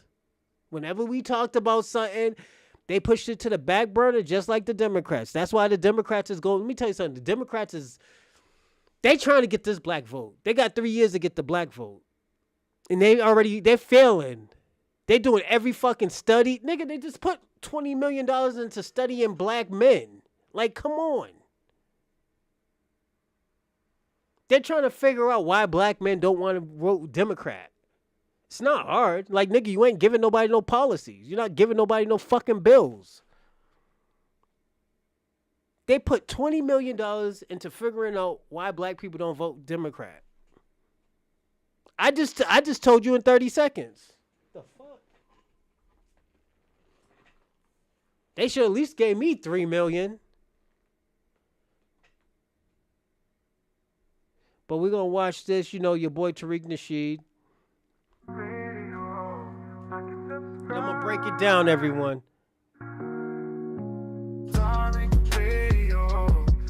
Subscribe.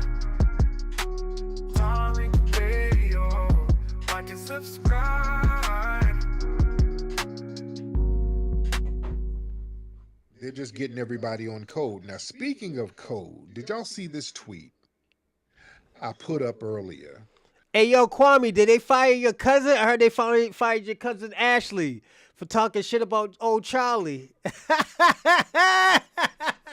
This woman, there's this. That's Kwame's cousin who got fired. Dead wench. All right. This woman, she's Jamaican American, and she's a lawyer. And we've been knowing about this woman. No doubt, man. Salute to you. Salute. Thank you for watching. I appreciate it. Immigrant. And she's been on Twitter X denigrating black men left and damn right. Mm-hmm. Oh, this woman has a long history of shitting on black men. That's her tweets are, just throwing black men under the bus. And let me read some of her tweets. Yeah, I posted some of her tweets back in 2019. Damn. So she's been going at it about black men heavy. But her name is Ashley. I don't want to put her full name out there.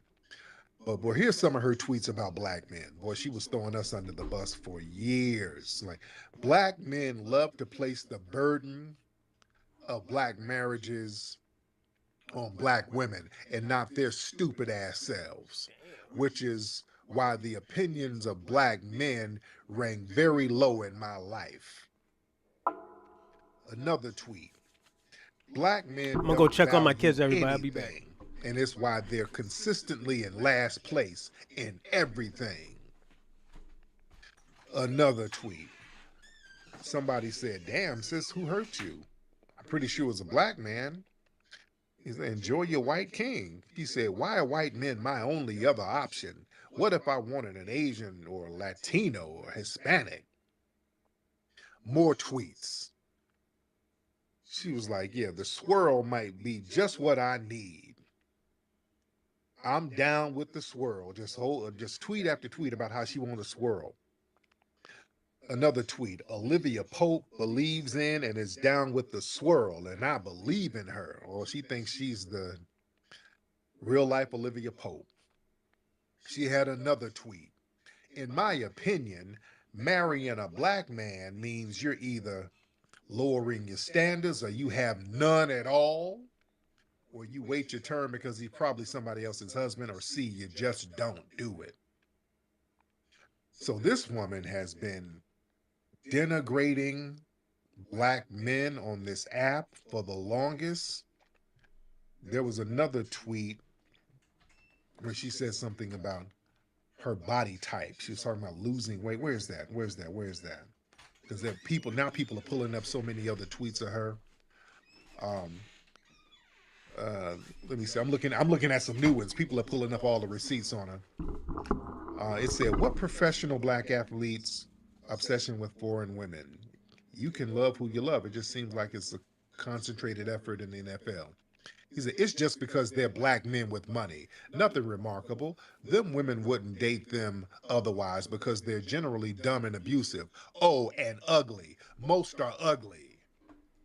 So Uh, she's calling black men. Shabaka. My uncle was he was in the military for flying planes. Was it Air Force? I think it's called. Yeah, Air Force. So FBAs do fly planes. Shabaka or Kwame, one of your niggas. Um, so Shabaka, I'm giving you a chance to talk about Tariq Nasheed. You're just starting to talk about other things. This is the problem. This is where we have problems at with you, Shabaka. Talk about what's on. Talk about what Tariq Nasheed is doing now. Not talk about how you feel about him. Your feelings, we don't care. We need to know what Tariq Nasheed is doing wrong, if he's doing anything wrong. And ugly. Another tweet in 2021. "Unless your job is identifiable or verifiable, I presume most rich black men in Atlanta partake in a little bit of scamming. It's the aesthetic they portray." Oh my goodness. African So skin. yeah, She's from her Jamaica. thing, she goes in on black men. Oh yeah, right here. This is the tweet. She said, this was another one. "Perfect example of not knowing how the system you were born in affects your dating prospects is when I said the other day, I want to lose more weight because my Facts, body type FBA. only attracts black men alone, and that's not who I only want to attract." Facts, FBA. You telling the truth. The thing about it, I'm gonna tell you something.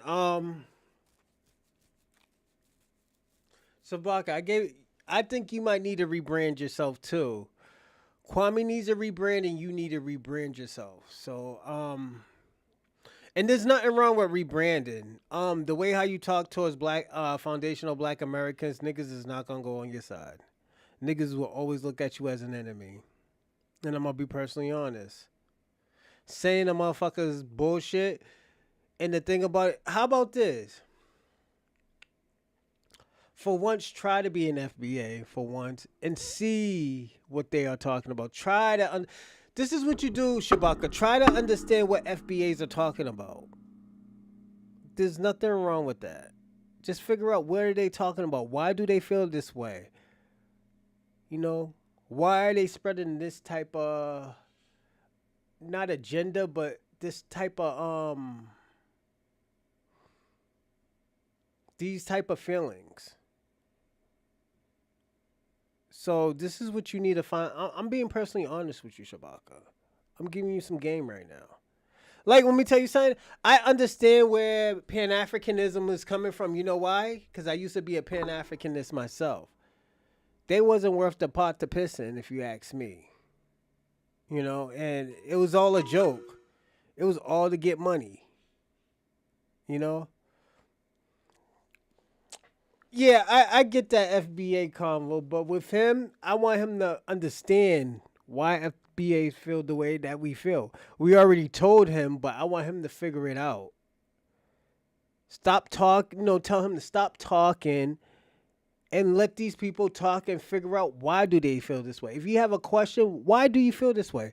Not, oh, you're fucking stupid for figuring, saying what you're saying. No, say like, yo, why do you feel this way? You ask these questions. It's not an organization. It's a scam. I know Pan-Africanism is a scam. I was a Pan-Africanist for probably like 15 years. I was wearing the kufis and shit like that. Y'all just set me up for failure. I'm going to be personally honest. Y'all set me up for failure. That's why I told you, what did I tell you yesterday, Shabaka? I said you failed our generation. Your peoples failed our generation. You failed our era. You were supposed to lead us, and you didn't lead us anywhere. You lead some of these motherfuckers to be coons and say like, yo, I gotta worry about myself, so I gotta go with these white people. Or you feel these people are saying like, yo, niggas is gonna juke me anyway, so yo, fuck it. Let me rob all these people. Let me rob my own people.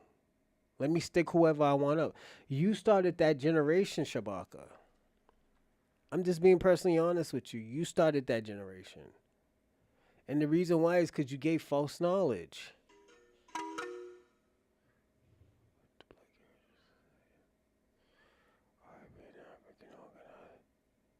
It's not a Kwame, it's not a organization.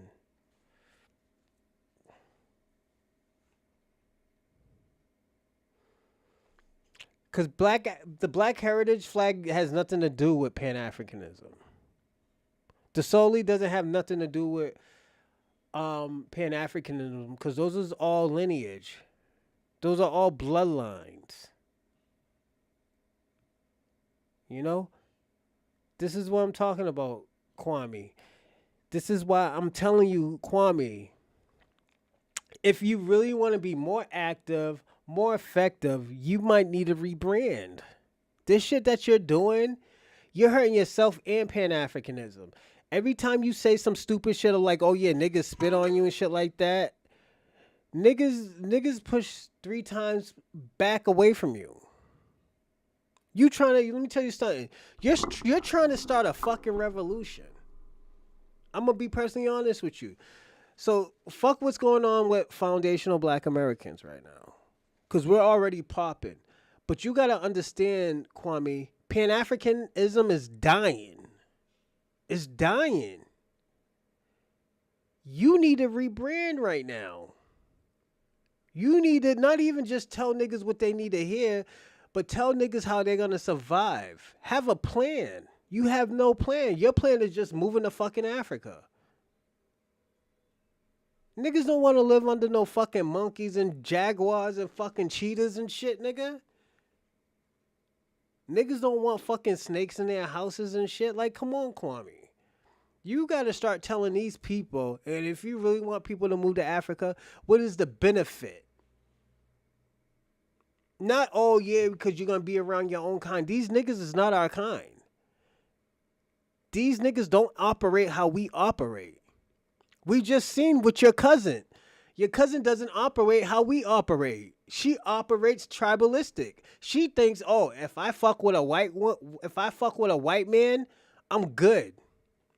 They're gonna respect me because I got a white boyfriend. That's how your cousin thinks right now. Like, don't get me wrong, she's beautiful, but at the end of the day, look the shit she says. Oh, yo, I gotta fix myself just so I don't have to be just for only black men. What type of shit is that? She don't even love herself. She don't love that beautiful figure that she has. She thinks the figure that she has is ugly and it's some like type of monkey looking shit. This is why I'm telling you, you need to rebrand. If you want at least some people to come to Africa with you, you got to give them a reason. You got to tell these niggas the benefits.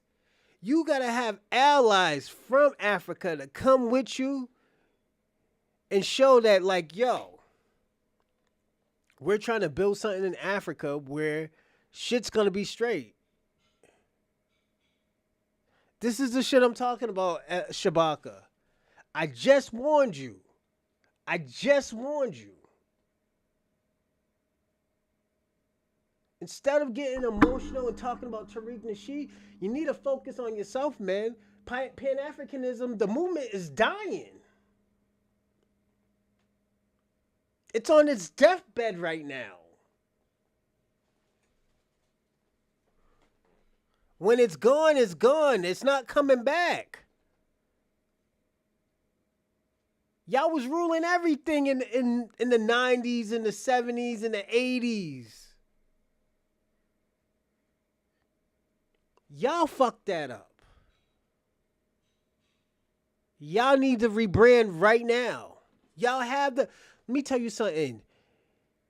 Y'all have the scholars to rebrand that right now. But you don't want to rebrand it. You just want to talk dumb shit about Tariq Nasheed. You want to talk dumb shit and blame Tariq Nasheed of why Pan-African failed. Pan-African failed because y'all wasn't doing anything for black people. Just the same thing that's happening to these Democrats. These Democrats are dying because when black people ask them a question, they disrespect them and undermined them. Now they desperate. They're attacking everybody. They're dumbing out right now. No, Kwame, you're not getting what I'm saying. You're not getting what I'm saying. I'm talking about rebranding. They're not going to do it. They don't understand America, Kwame. You understand America. Why the fuck you over there letting them talk for you? You're drinking the Kool-Aid right now. They don't know shit.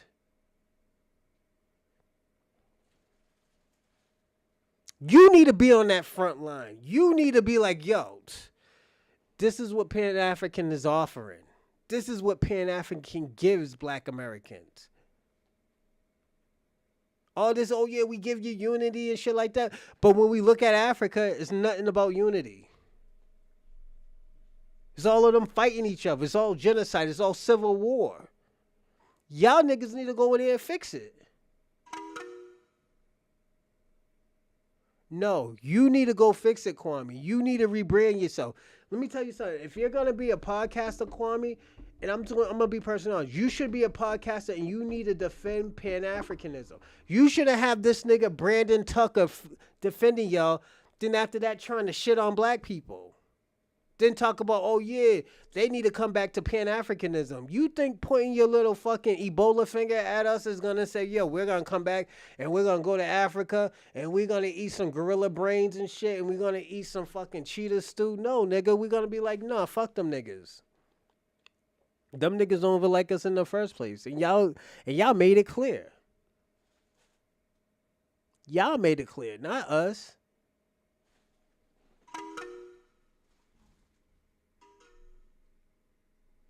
Harsh but truthful. So I mean, this woman was going in on brothers, heavy. She got me blocked. She blocked me, and praising Zaddy. Oh, white Zaddy. She's praising Zaddy. Oh, she's down with the swirls. Zaddy, this, oh. And the other day, she tweeted this. She said, "My name is Ashley so and so. I'm an attorney. For the last 19 months, I've been working for USDA in the Office of General Counsel in the Civil Rights, Labor, and Employment Unit as a litigation attorney, fighting for the rights of workers. And this morning, they fired me." Then her other tweet said, "I wasn't fired because of performance, as they allege, but for the last 5 days, I've been doxxed." And this is why you're feeling Shabaka. You worry about this. You worry about the scam artists instead of solidarity. Like, let me tell you something, Shabaka, and I'm gonna be personally honest. And I know you was a civil rights activist with the peaceful protests. You don't got it in you no more, man. I'm gonna be personally honest. You don't have it in you no more. I'm gonna be you're done, Shabaka. You don't have the heart for it anymore. Like, let me tell you something. One thing I respected about y'all peaceful protest niggas, y'all still stand on business and you still have people protecting you. You still have people promoting your words. You still have people saying, like, yo, we understand. Niggas don't understand y'all no more. Y'all in desperate modes and y'all just attacking everybody. Y'all are no different than liberals. You know, niggas who hug trees, who get sex changes and shit like that, and you have to remember pronouns, the them days, and all of that. You have to remember all of that shit because at the end of the day, this is where the policies was made for them to remember all of that. But you, Shabaka, you don't have that type of stroke. So you're in desperation mode right now. Cause don't forget, the LGBTQIA lost all of that. They lost all of that when Donald Trump got into office. They lost all of that when they were attacking everybody. They didn't have no allies. They were attacking black men. They were attacking black women for mispronouncing their pronouns, knowing that that's not black culture.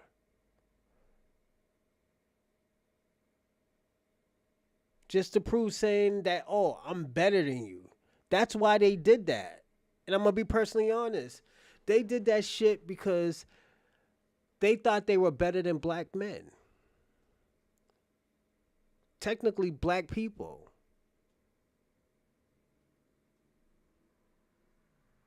But their time came and it wasn't valuable anymore. And I'm sorry if I offend you, Kwame, because I know you got a fiance now, so you know. But I gotta be truthful about that, you know. No, you can't reclaim it, Shabaka. You don't have it in you no more, man. That revolutionary fire, it's gone. It's put out. You can't even go, yo. You can't even get around. You can't even get along with your own brethren without attacking them. You can't get around a foundational Black American without attacking them. It's dead, man. You know, we see the desperation in you now. We see the anxiety that you get when Black Americans is on top, when we getting money over here, when we're pushing this reparation thing. And it's sad because at the end of the day, we wanted we wanted solidarity. We talked about solidarity. This is why your cousins By is over here. some So white supremacists and some Christian nationalist accounts, because I told my followers to block them after they doxed a colleague. But in reality, what she did, she said something slick about Charlie Kirk. Mm-hmm. Then the white supremacist males got her ass and got her up out of here.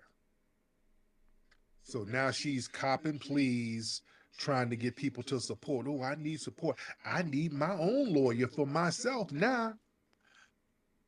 Oh, now she's looking for help. Now she's looking for people to stand up and support her. Now, here's the thing. With these tethers, this is what we're saying about these tethers. This is what we're saying about these tethers. See, they have the illusion of honorary whiteness, family. See, a lot of these non-FBAs, especially these Caribbeans, they come over here to the U.S. They think they're going to get some kind of honorary white status by distancing themselves from foundational Black Americans and denigrating us. So she thought engaging in all of that anti-Black rhetoric against FBAs, that's what she was really doing it against. She thought that was going to prove some kind of cultural superiority or some kind of upward mobility, which it did to a certain degree now, which it actually did to a certain degree. She's working as a lawyer for the damn U.S. government in the Civil Rights Department. We'll get on that in a minute. But the thing is, you cross that racial line, you criticize a white figure, boy, the illusion is shattered. Oh, they broke that illusion up real quick. Yeah? They shut that down real quick. And white supremacy, y'all better understand how this game works. Look, the anti-blackness, that's the currency of inclusion until it's not. See, white supremacist systems, they'll tolerate and they'll even reward anti-Black speech as long as it's directed at us, foundational Black Americans. So that woman's history of bashing Black men online, that wasn't an obstacle to her federal employment. In fact, that made her a useful pawn. And see, once she criticized a white conservative figure, oh, that system turned on her ass at the drop of a dime. See, white supremacy, they're going to always prioritize itself over the Black allies. See, these non-FBAs.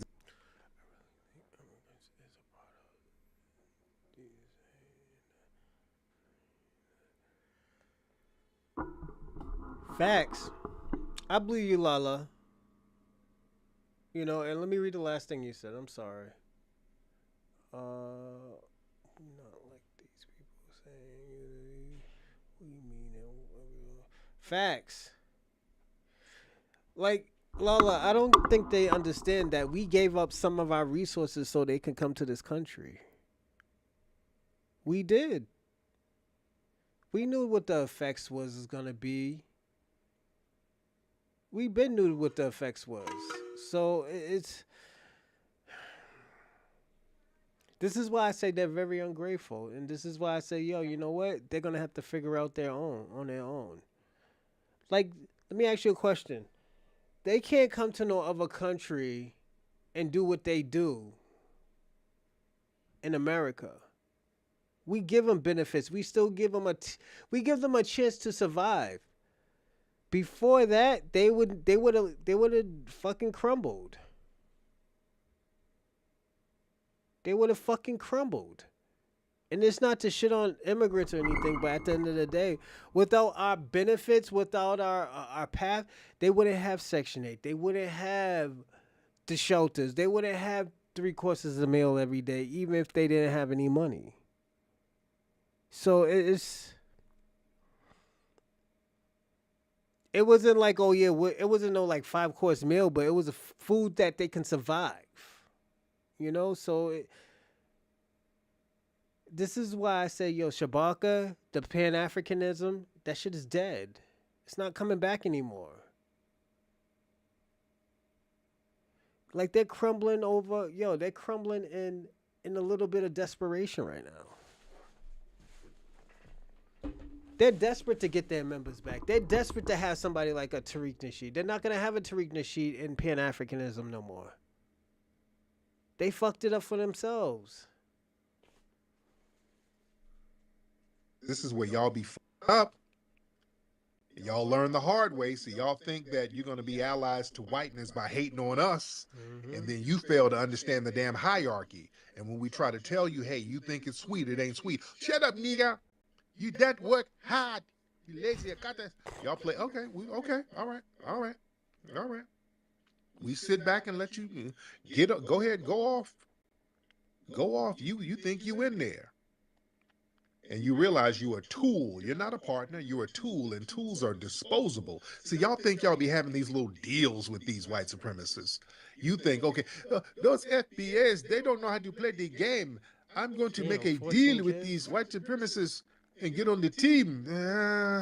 We try to warn you, and then you get tossed to the damn curb. And then you running around here trying to get some justice, and then y'all looking over here at us. Don't look at us. Go find you a zaddy. Go find you a damn zaddy somewhere. Teddy, I see Teddy is up here giving some emojis. Teddy the tether. Hold on, Teddy. Teddy, what you giving the thumbs down for, Teddy? Your fellow Caribbean got thrown under the bus. What's up, Teddy? Friend. Yeah. That's a projection. Am I hitting the nerve, Teddy? Because you're giving thumbs down. Your fellow Caribbean got thrown under the bus. Am I touching a nerve? Well, seeing as how I'm white passing, I don't really mind that statement. Not really. Yeah, you white paper, but yeah, you got too Just much. trying to get my credit score up. Yeah, you got too much Negroid ancestry. So yeah. So what's on your mind? What are you disagreeing with? Well, I actually have some inside knowledge about Charlie Kirk. They're actually saying that he was going to be the next president of the United Which States. wasn't. And No, they that's cap. No, he wasn't. He was a low level ass podcaster who spewed white supremacist views. He wasn't about to be the president of shit. No, he wasn't. I mean, he galvanized a lot of the youth, No, he didn't. even a lot of black people as well. No, he didn't. You know, No, he didn't. No, he didn't. He didn't galvanize anything. The white donors galvanized them, and also what galvanized the vote was our lack of voting. That's what it was. It was enough foundational Black Americans who did not go to the polls, so they just kind of won by default. Let's keep it a buck. Let's not try to rewrite history. He didn't galvanize nothing. Right? well, when are you going to run for president? I mean, I might actually I, get off the couch and vote for you. I don't need to. Well, y'all would sick a pit bull on me the minute I would go on the campaign. You white supremacists would be sicking dogs and shit on me. So yeah, I'm good. I'm cool. I am good. I don't need to. That's not my lane. All right. Now, there's a lot of stuff going on with ICE and everything, and then they're sending the FBI out and everything. And I've heard about some Black Americans are getting hemmed up right now, and it's possible that a Black American could get deported. Where? You ain't heard shit. What Black Americans getting hemmed up by ICE? Yeah, it's very because they could look at a Black American and say, "Is this a Haitian? Is this a Jamaican? Is this an African?" You know. They know who's who. We ain't getting hemmed up nowhere. We ain't getting hemmed up nowhere. They know exactly who's who. They know that we are non-immigrants, so they know who's who. We're very well documented. So we got our documentation on point. You understand? I mean, there have been American citizens that have been deported before. No, Uh, people with immigrant backgrounds, sir. No. When you say American citizen, yeah, there's still people with immigrant backgrounds. Foundational Black Americans, we ain't been deported nowhere. All right.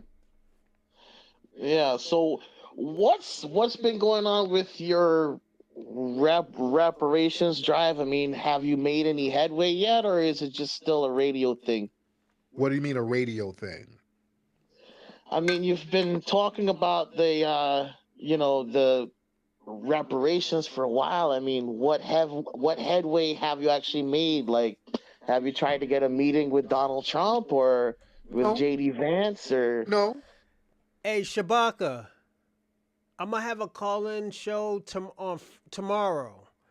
You want to call in? You want to call in tomorrow? You want to call in tomorrow? And everybody could call in tomorrow, but specifically, I want Shabaka to call in.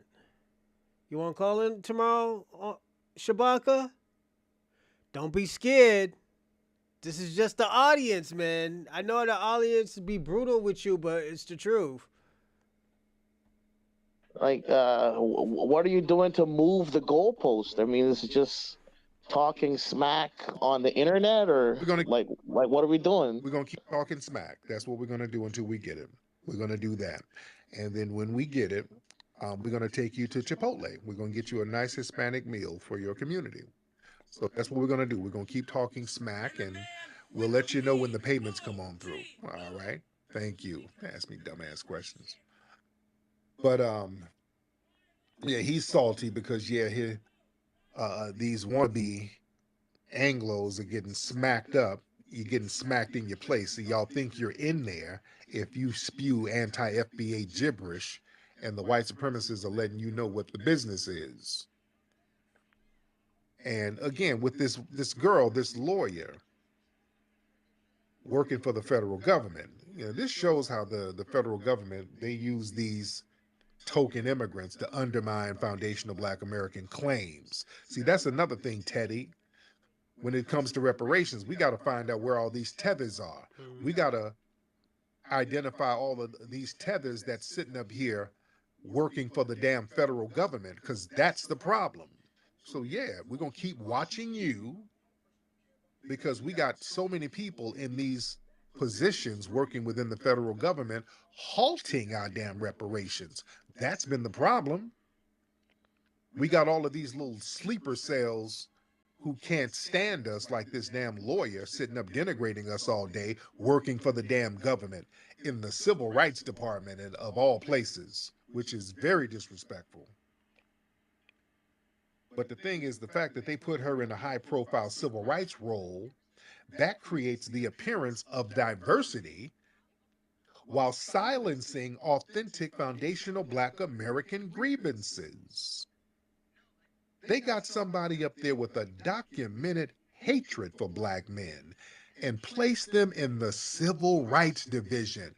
That's not a coincidence. That's the thing that really bothers me about old girl. Her bedwenching and all that is, whatever. Bedwenches are gonna bedwench, but the fact that they elevated her musty ass into the damn Civil Rights Division as a lawyer, you wonder why we don't get shit popping. Why nothing never comes down the pipeline for us. Look who they got up there. You understand? They gonna put that This motherfucker anti-FBA crashing out. sentiment and institutionalize it in the civil rights Shabaka, you better policy. not be See, crashing that out, that man. shows the perverse irony of the United States Civil Rights Department hiring somebody who disrespects the very people the civil rights were fought for, the descendants of freedmen, the foundational Black Americans. That's why all of the damn civil rights policies, they've been diluted and they've been directed to benefit immigrants like her and all of these other non-FBAs. You see? But they understand something, man. The white supremacists, they understand getting the anti-Black Caribbean elites. They get them as safe Black faces. That's why they were trying to get Kamala. Mm-hmm. They know what it is. See, the U.S. institutions, they got a pattern of trying to bypass us and elevate these immigrants with these anti-FBA biases. Mm-hmm. Because they know that these people ain't going to demand reparations, because they're not owed from the U.S. government. They're not going to put any kind of radical policy change. So these people, they're looking for a zaddy, just like Kamala. They're going to get them a zaddy. They're going to internalize white supremacy, and then they're going to try to be the gatekeepers to protect white supremacy from within. Family, y'all don't understand how important delineation was, man. Family, delineation, man, that was one of the most important moves we could have made in the last 100 years. This was an important move, man. This was so very important. It came at the right time. We should have been doing it. But man, the undermining of us by the white supremacists in their tether class, we don't really understand how deep this thing is. You see? And here's the thing, a lot of these non-FBA immigrants, they come over, they don't really understand the unwritten racial rules. Now, we understand. See, while they might succeed in climbing the ladder by parroting some of these anti-black narratives, they don't understand the code of white supremacy.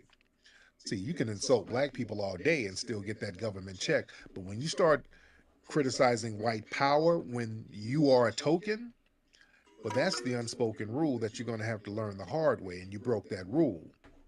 See, that model minority line, that role, that only works if you stay in line. See, the non-FBA immigrants, they try to play the model minority role to gain acceptance, and then when they start kind of hinting at criticizing whiteness, even slightly, you lose your safety net. See, that woman, she believed her past tweets of bashing black men, that was going to be her shield. And one comment about a white man, that ended her career damn near. You see? And the fact that somebody with such a long public record of hating black men was allowed to have a legitimate job like that, that shows how the system is built. This woman was trusted to handle civil rights cases precisely because she didn't have a connection to foundational black Americans. Because they know somebody from our lineage, they're going to start. What's going on, Charlie Shaw? Salute, salute. I want to answer Lala's question. Yeah, Lala. Is it the hardest word for them is unity, because they're so tribalistic. So organization is a hard word, and unity. Oh no! You said it. I'm sorry, Lala. You said the same thing I'm saying. Like, unity it's a hard word for them. Unity and solidarity. Those are the two hardest for Africans, and it's because they got so many tribes. I see it at my job all the time, man, because different tribes. So yeah. Give me a second. I don't understand that, man. But shout out to you, Charlie. Always lovely when you and Lala, the dream team. I call y'all the dream team. Always support my show. Yo, when they get busy, they get busy.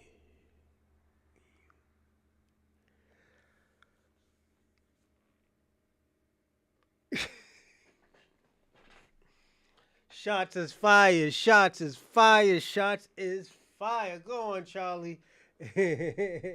Looking out for people of the lineage. That's not a coincidence. That's why this proves why we receive the fewest civil rights protections. We don't get no protections from the civil rights no more.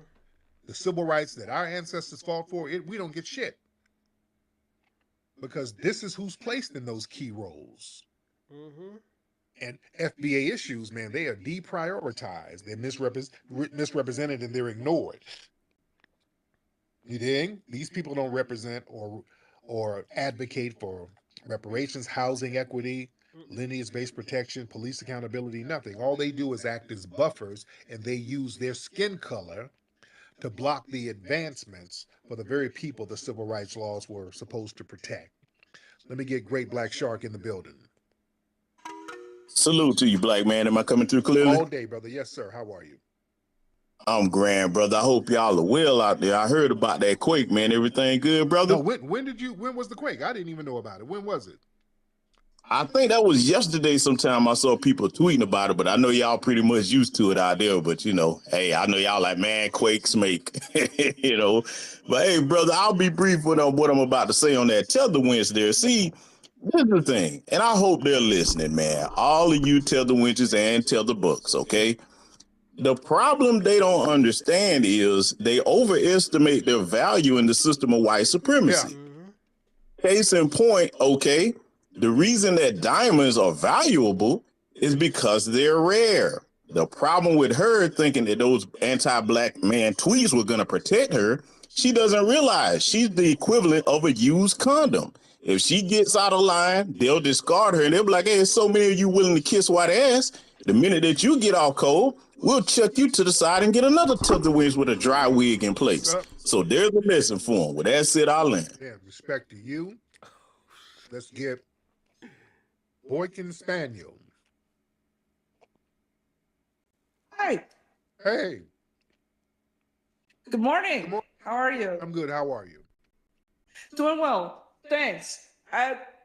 This tether bed winch made all the wrong moves. Just like another tether bed winch called Candace Owens. Damn. Okay? She played herself, and now she is out of favor, out of a job, and out of luck. Just like Candace Owens, who slipped up, said the wrong thing about the wrong person, she was out. Now, just like Candace Owens, this one is out of time. And you know what? So be it. She's going to have to learn, just like how Charlie Merck learned. Don't let your mouth write a check your ass can't cash. Peace and blessings. Yeah. Salute. But yeah, the tether winch, you know, she got real comfortable. And you know what it was, I think? She got comfortable denigrating black men. And she was probably at work. Her colleagues were a bunch of white liberals. Laughing and shit. Yeah. And you know what? Funny. Her white liberal colleagues were probably in there denigrating Charlie Kirk. They were probably in there, because a lot of white liberals, they don't like Charlie Kirk.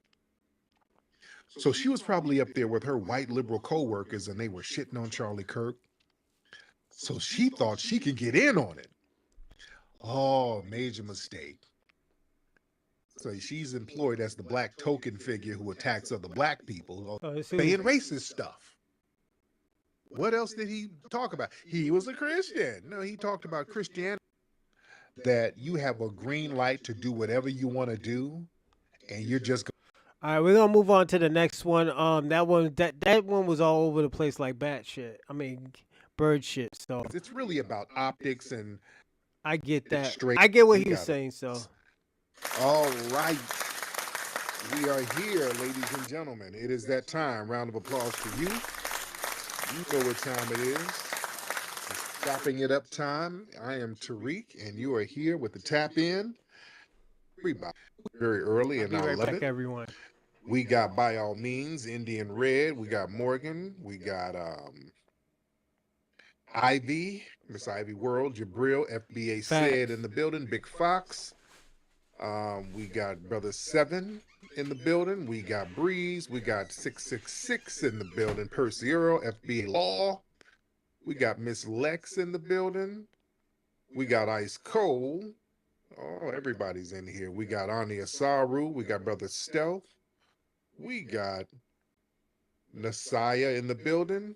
We got, let me see, Ty Powell, Brother Highland. We got Miss Trinity, Miss Skyline, Sir Mike, the Black Receipt, FBA Furball in the building, Miss Stephanie, Mr. Shouty. We got Saturn, and we got the Tethernator in the building. Round of applause for you guys. Oh man, we got a lot to talk about on this broadcast, ladies and gentlemen. We have so much to talk about. There's so much stuff going on just on a daily basis, ain't it? Just stuff always going on. Man, we got so much to discuss. First thing we got to discuss, Tennessee. Where's my Tennessee people? Are my Tennessee people in here? Where are my Tennessee people? Shout out to Tennessee. Shout out to the Tennessee family. They stood on all types of business down there at Tennessee State. For those who don't know, down at Tennessee State University, it's an HBCU it's in Nashville, right? My Tennessee people, it's in Nashville, if I'm not mistaken. I always get Nashville and Memphis. I get a lot of stuff mixed up with them. I got a big audience in Memphis, so Memphis really, really rocks with me heavy. Memphis, that's a player city right there. But I want to say Tennessee State is in Nashville, if I'm not mistaken. So, family, some of these Charlie Kirk clones, they went down there to Tennessee State, went to the HBCU, and just barged on the campus and tried to set up a table to do one of them little janky, bogus quote debates, which is a farce. That's a con game. They ain't really trying to debate. It's really racial antagonism. You understand? That whole debate me bro culture, and there's a lot of writers who've been talking about that little fake culture that the white supremacists are doing. So they went out there under the guise of debating. They had their little MAGA hats on, trying to be Charlie Kirk clones.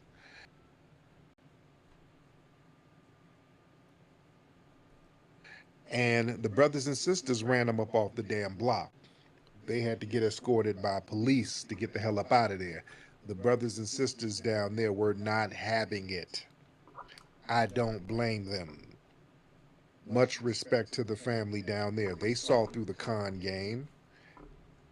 Those FBA brothers and sisters, they got good survival instincts. They know this ain't it. They got them white supremacist suspects got ran off the block, and now they've been online crying, and all their supporters been whining, oh God, the blacks didn't want to have a debate. We just came to debate. We just wanted to have a dialogue about DEI and immigration. We just wanted to have an honest debate. You didn't want to debate? What's wrong with the blacks? Listen, that's cap. Let's be good. Let's be real here. I'm so glad that they ran them off the block, because these folks are not really trying to debate. They're down there to racially antagonize the people. Let's get this debate shit straight, because that's what Charlie Kirk would do these little janky quote debates, and they're doing all of this stuff in bad faith. Let's understand something. HBCUs, these are sacred, and they're historically targeted spaces. See, HBCUs, they were founded as safe havens for black intellectual development. And that was during a time when white institutions, they basically excluded black people. And given that history, any type of intrusion, especially by groups aligned with white supremacist rhetoric, is not just disrespectful. That's a continuation of that historic antagonism. So these Charlie Kirk clones, they wanted to go down there and promote ideologies that were hostile to black advancement. So they wanted to openly desecrate that sacred place. You understand? And here's another thing, man. I'm so glad they ran them off out of there, as they should have.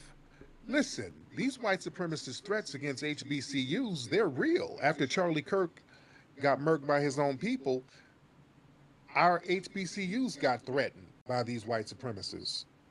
So there's a lot of increases of racially motivated threats targeting these HBCUs, bomb threats, online death threats, and all that. So students are rightfully on high alert.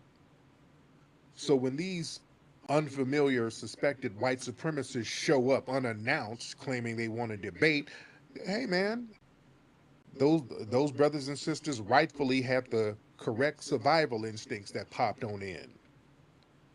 They responded appropriately to a real context of potential racial terrorism. These white boys are shooting up things left and right. A white boy just shot up some shit today. Shot up a damn ICE facility. Ain't nobody playing games with these folks. Fuck yeah. Yeah. Ain't nobody playing games with these people. Oh shit. Especially people who are trying to emulate folks who are already racially hostile. Hold on 1 second. Dorm Rabbit. Shout out to Dorm Rabbit.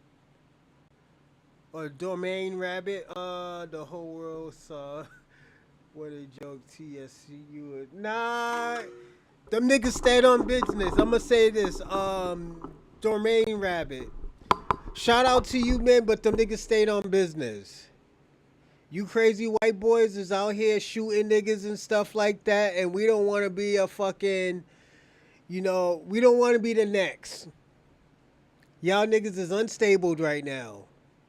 Y'all niggas need to be taking some Ritalin, if you really want to ask me. Y'all niggas is crazy.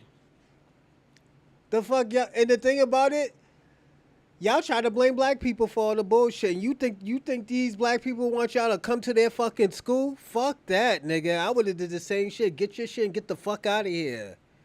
You white people are fucking bullet. Y'all niggas is bullet bags out here, my nigga. I'm good.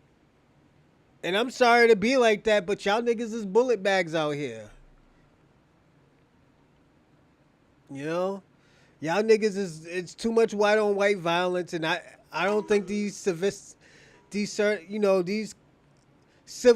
kids want to be around fucking fucking savages and shit. Let's personally be honest. I have seen better days with white people. It just wasn't today, or last week, or a month before, or 2 months before, or 20 years ago. I'm gonna be personally honest. I thought the Egyptians civilized y'all niggas, but accordingly not. Unfortunately, no, they didn't. I thought the Moors civilized y'all. Unfortunately, they didn't. So we gotta stay away from y'all. If y'all want to be out here getting shot up and shit, by all means do it. But we don't want to be around. We don't want to be a fucking just get caught up in the cross shootings and shit. We know y'all niggas can't shoot, so yeah. And shout out to you, was it Dorm Rabbit, whatever your name is. I'm sorry, I don't know. I'm butchering your name, but Dormain Rabbit. You said some real shit, but I don't think it's a joke. It's just y'all niggas, y'all niggas be doing too much. Y'all white people do too much. Even with the Charlie Kirk shit, why would somebody want to debate you when your mind is already set that how you feel about black people? It's just, let me tell y'all something. I know this is about a lot of people who are not black. Y'all want the black kids, but y'all don't want the black culture. And I think that's so weird. Listen to what I said. Y'all want the black kids, but y'all don't want the black culture for the kids.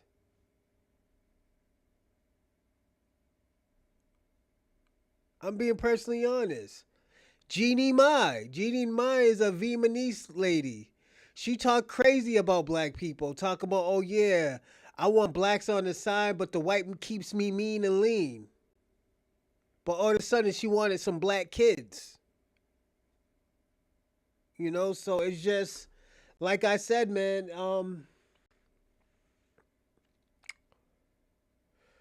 there's something missing with y'all.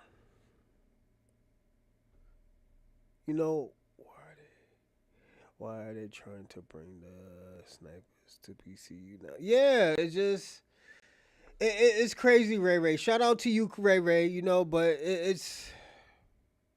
it's becoming too much, man. They're doing too much. That's the thing.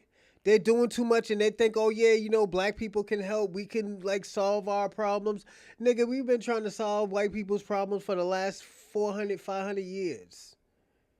It's just too much. Where's my mother's from? My mother's from Jamaica. Well, my mother's from Roxbury. I'm from Jamaica Plain. What are you talking about, Kwame? Jamaica Plain, Massachusetts, not Jamaica. So, yeah, Jamaica Plain. Ray Ray's from. All right, Ray Ray. Shout out to New York. New York, stand up. Shabaka and Kwame's from New York. Kwame's from north side of Jamaica, Queens. He said he's from the bourgeoisie area. He was telling me. Yeah, Kwame's from the bourgeoisie area. Shabaka. He claims he's from Harlem. I think he's from Senegal though. I'm gonna be personally honest. Yeah, Kwame's ashamed of Jamaicans. After the videos we did about Jamaicans and stuff, he's ashamed of it. He been talking to all this black maroon shit, and I just shut that shit down, man. When he found out the black maroons sold out Jamaicans, the Jamaican slaves. And I didn't give that information. The audience gave that information. My live chat be lit. Oh, he's from Queen. That shit. That shit. Ray Ray's going in. Shout out to Ray Ray. He's in that little shit hole. Oh shit. And understand the whole debate me, bro strategy, that's white supremacist performative nonsense. Yeah, that is. See, these Kirk clones, they're not trying to seek truth or no honest discourse. They're looking for viral moments. All right? That's all they're doing. It's racial antagonism. The real agenda is to go down there and bait the black students into some kind of reactive clips for social media so they can spin the footage, which is what they've been doing anyway. So I'm glad they're like, we'll give you something to spin, but you're going to spin your ass up out of here. Spin that. Spin us running you the fuck out of here. Oh, Kwame got caught lying? So, Kwame, you can't be out here lying in my live chat, player. Come on, man. Now you from Camden? You told me you was from Harlem.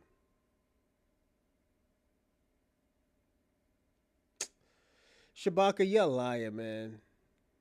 I don't believe Shabaka. You did like Kwame. You out here lying, bro.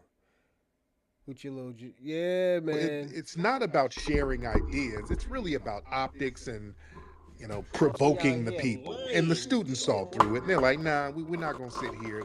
It's up. It's hostile. Get the hell on up out of here. So, they've been whining. The white supremacists, they've been online. Oh, God, we went to debate, and it was a riot.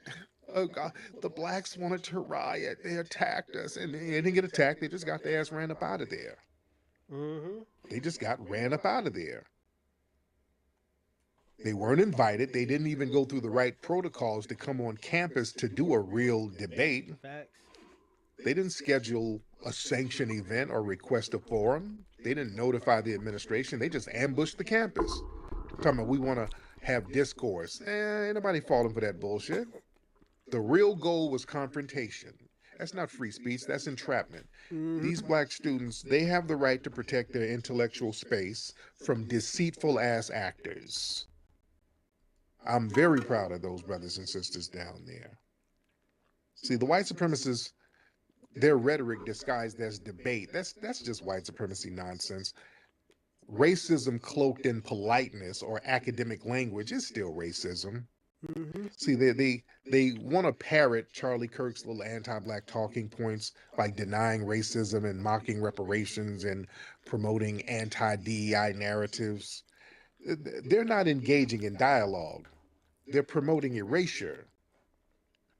So the students, they refuse to let them come in there with that bullshit and let it fester in that space unchecked. They realize it's just a bunch of bad-faced babble.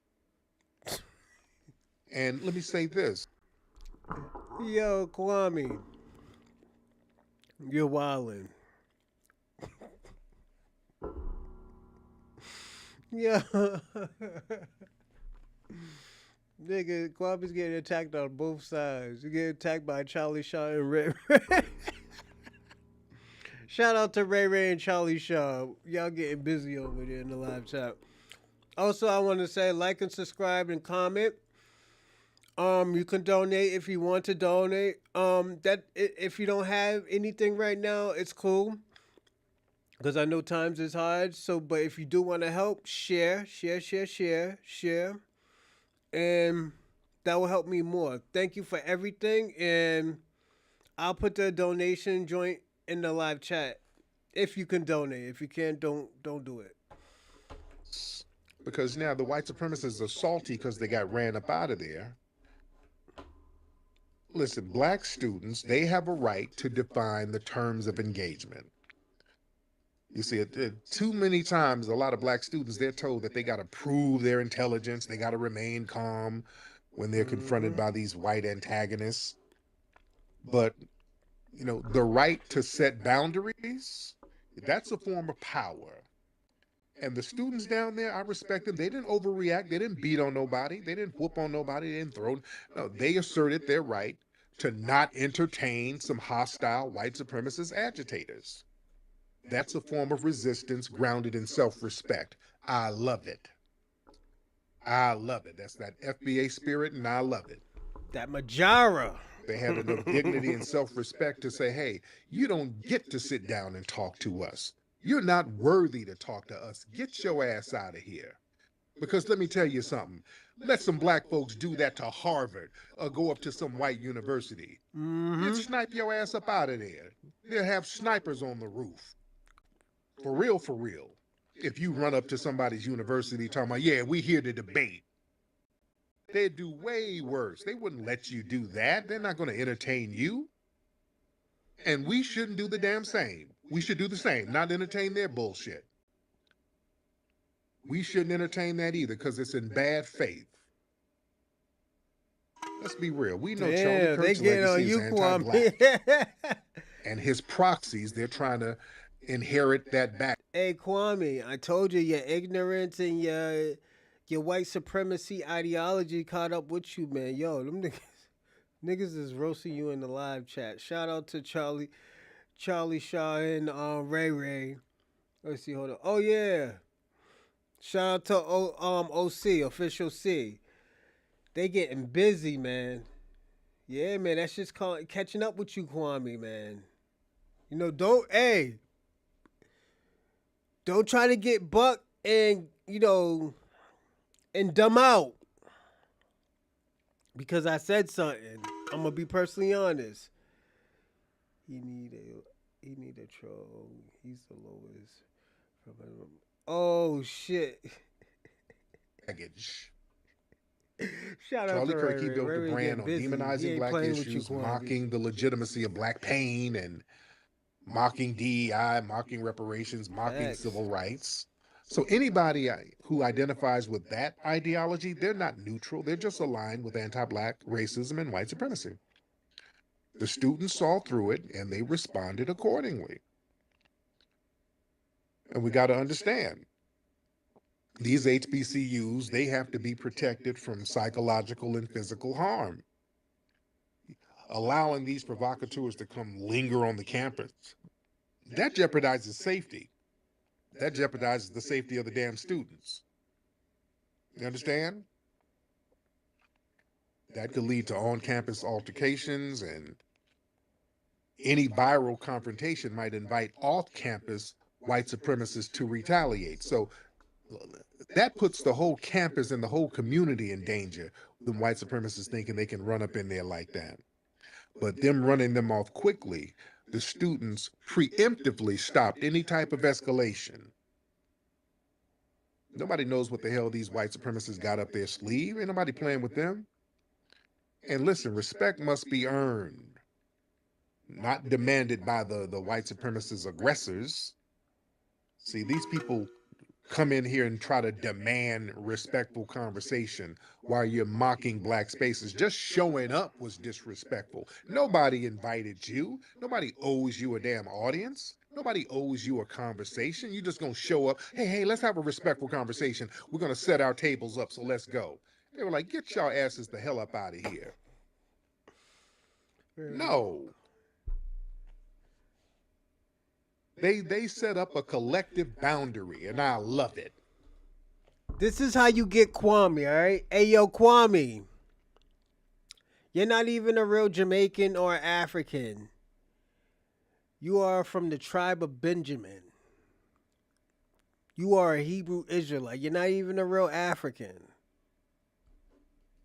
They let them know these HBCUs, we're not tolerating letting this be a playground for racial cosplay and right-wing trolling, because that's really what it is. Let me get our brother Great Black Shark in the building. Great Kwame, you know I'm telling the truth too. You're not a real African. You're not a real Jamaican. You are from the tribe of Benjamin. You are an Hebrew Israelite. You're not an Hammerite. So you need to act like you're from the tribe of Benjamin. Black Shark in the building. What's up, family? All day. Yes, you are, sir. Go ahead. Man, you are absolutely right, hitting on all cylinders. And I want to put this call out for any HBCU alumni across the country. Now is the time that we need to come together and back our young people on their security and safety, because those white supremacists, I'm going to call them what they are, they should not have been allowed to get on that campus and be out there 2-3 minutes without security rolling Get up on them them the like, fuck hey, do out you of have there. permission to be here? Right. We have to make sure that across the country, be proactive about this. We don't need to wait, because see, I'm going to be doing this myself down here in Georgia.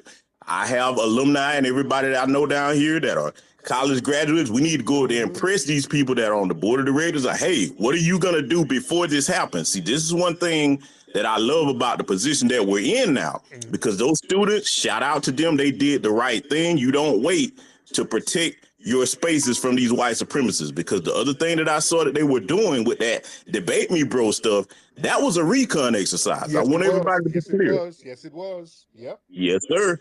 It was a recon exercise, and they're going to be trying to racially antagonize people across the country, because one of the things I've noticed, we're now focused on our own issues. So if we're not going out there protesting, they got to come to us, because, Brother Tariq, like you were saying, now, since Charlie Kirk was taken out by their own community, they have to find a way to get the blacks involved, because they're going to be fighting each other when we're not involved. So again, for all HBCU alumni, wherever you are in this country, take it upon yourself.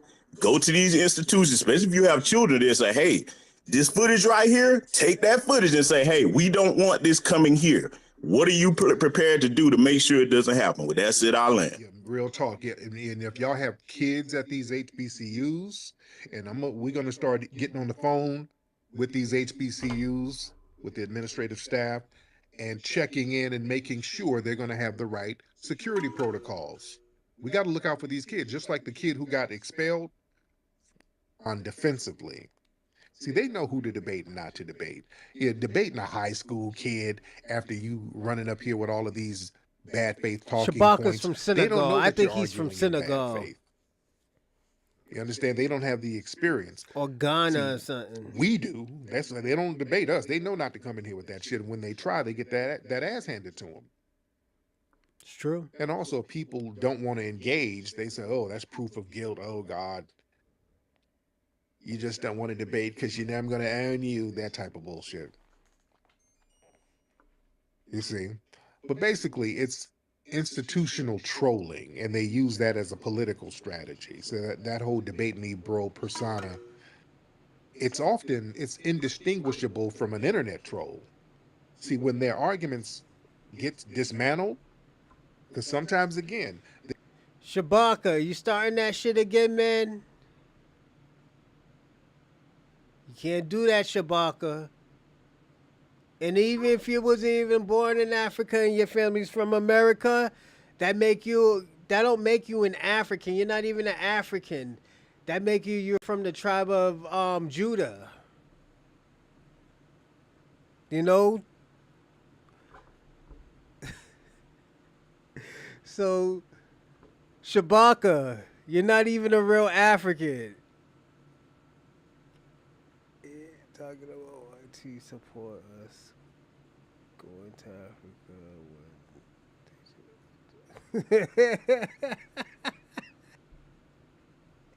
Yeah. I think, you know what it is, Charlie Shaw?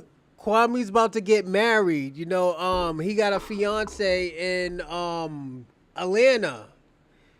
He got a new husband. He got a husband. So, you know, Kwame's different. Remember we had a show when Kwame was talking about, oh yeah, all the HIV and all this gay shit was in Atlanta. Kwame found him a husband in Atlanta. Out of all places, he said that, nah, Shabaka, Shabaka, don't sit here lying. Don't lie. What type of plantations in Dayton? Sorry, Drayton. What type of plantations? There's different plantations everywhere. The white supremacists, they got two tactics. They're going to they're going to go intellectual and do a lot of intellectual lying. Now, if they're debating somebody who realizes that they're lying and they got the facts, their second point is to start trolling and start getting sarcastic and doing. I heard it was a Mexican. I actually heard it was a little Mexican guy, from Atlanta. Yeah, yeah. Shout out to Kwame. Congratulations.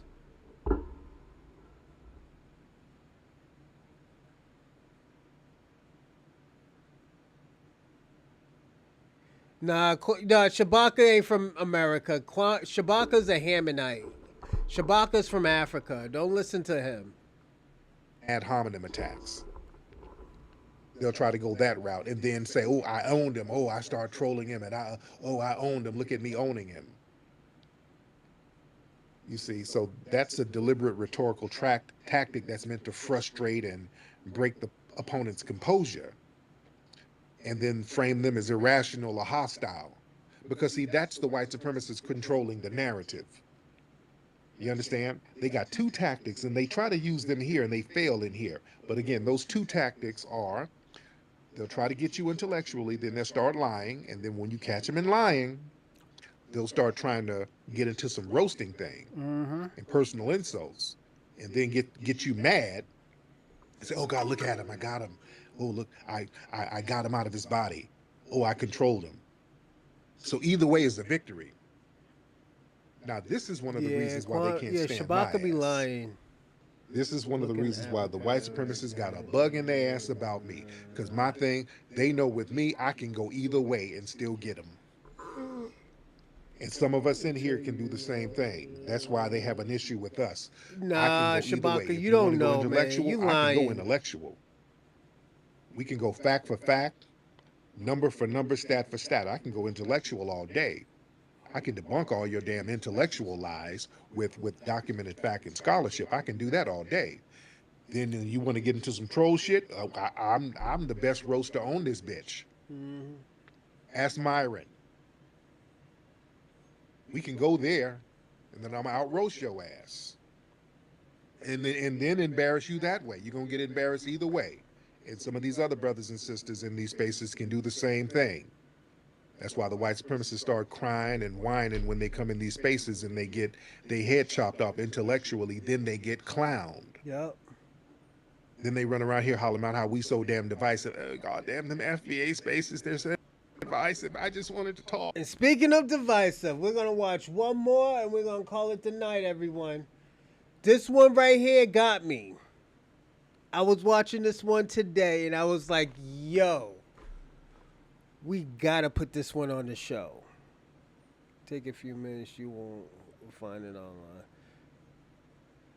But yo, this one right here, shout out to Ray Ray, Shabaka, Charlie. Yo, y'all doing y'all thing, man. Y'all having that great conversation that they need to be having, you know?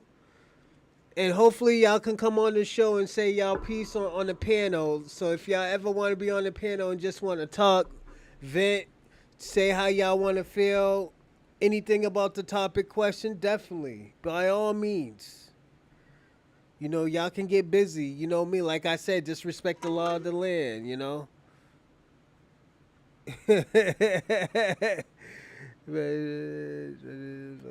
Yeah, he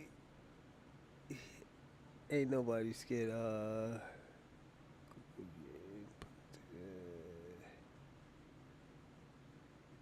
He said, "Bet you can tell you." Flavor Flav is a native. He's a native black actually, and he proved it. He's part of the same tribe that what's my man's name? Sonnet is from. And that tribe is from New York. So Shabaka, you're wrong. Okay, I wanted to. So damn high. Nobody has high numbers like I. Do you know that they're here and you talk about Nonsense about it, sir. the, What was nonsense, sir? what have you created on this planet? What? Name me one thing that you have created on this planet. You can't name one thing. Melanin. Okay. Go on, Ray You Ray. sit here. Ray Ray's you getting sit here busy and you right talk now. about Malcolm and you talk I about created. Everybody like and subscribe and comment. And if you want to donate to help the platform, I will put the donations links up. But if you can't donate, all I ask you to do is share the podcast to other platforms and stuff, and it does help me. So thank you if you can. Melanin, which you don't have, and that's why the sun is whooping your ass. So yeah, what have you created, sir? What have you created besides tuna casseroles? What have you created? Oh no! Come on, cat. the entire Western world. What are you talking about? What entire Western world? You're a European. Do you know that this platform you're talking about? You're a European trash. Now, what about this platform? This platform you're talking on right now was created by white people. Do you understand that? And you notice it's popularized by us. It don't get popping unless we're on it. Look at the numbers here. No, white people don't do my kind of numbers. These platforms are useless unless we're a part of them. Why do you keep shutting Because me you're off? not going to talk over me. All right? These platforms are absolutely useless unless foundational black Americans get it popping. They're absolutely useless. That's why my numbers are so damn high. Nobody has high numbers like I do, especially this time of night. Thanks, Scotty on P. a I just seen what consistent you just basis. said. Thank We you. I make this thing appreciate it. pop, sir. That's why you let white people on here, because they will create controversy for you, blah, blah, blah, blah, blah. Sir, we have great conversations without you guys. A lot of y'all come in here derailing the damn conversation. High as fuck. No, you don't have great conversations without us, because you do, because most of y'all call up drunk and high on meth like you are. It's just like you are high on meth now. It's just black people saying, "Oh my God, we created everything." You created nothing. There's not one thing you created. Nothing. Zero. Sir, what did you create? We created the entire culture that you were able to come over and embellish, sir. We created the of America. We created the music, all the genres, the style, the fashion, the facts. We shipped it. Wait, style and fashion? Style and fashion, sir. Yes, indeed. Style and fashion. Yep. What have you created? What's your culture? So you're a bow tie. We created Euclidean geometry. We created. No, you didn't. No, you didn't. Yes, we did, you stupid. Okay, yeah, that doesn't bother me, little mayonnaise man. Wasn't no bongos at any other. We didn't pop out. Kente Claw. Facts, Ray Ray. Yo, Ray Ray's dropping knowledge on Shabaka right now. Shabaka knows he's not lying too. I know your parents don't know you talk like. Yo, salute to Ray Ray. Ray Ray right now is telling the truth. Like, yo, I have went down to my family event and my family reunions in Selma, Alabama, and like, yo, we have some niggas dressed native to the land, but we have never had nobody dressed in no Kuta Kente shit, you know? So, yeah, it is, stop telling people. So, yeah, Ray Ray's telling the truth. Yeah, you're right about that, Ray Ray. Salute to Ray Ray, man. He's getting busy. Him and Charlie Shaw, man, and Shabaka, and salute to Scotty P. Thank you for the man, the compliment. with your low birth rates. All right, that. Well, you're right. That's what you. Little low birth rate white supremacist. You yelling the N word doesn't bother. Right. That's. You didn't create geometry, fool. Of course we did. What are you talking about? The Moors brought playing. Up there to you're about the damn Moors. Y'all didn't know no damn geometry. What the hell are you talking about? I had to look that up. It was the Moors. Are you in? The Moors were white. Do you understand? Out of your freaking mind. The Moors were white. Yo, he's yes, high as the Moors right were white. High. They came. They were Caucasians. Sir, you ain't that damn high. Look it up, Tariq. The Moors were white. They were. How were the Moors white? They were called Moors for a reason. Why did they call them Moors? Well, look that up, I looked it Tariq. up already. The Moors came from the Caucasian No, they regions. No, didn't. they didn't play it. Yes, of Yeah, course they you did. crazy? The Are sub-Saharans, you which out of your dumbass mind, fool? They didn't come out of the Caucasian region.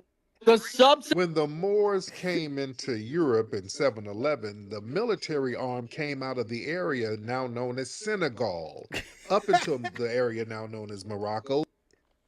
Then they went over to Spain, and sub-Saharan and the Europeans talked about how black they were. That's Yo, why they sub called them Moors.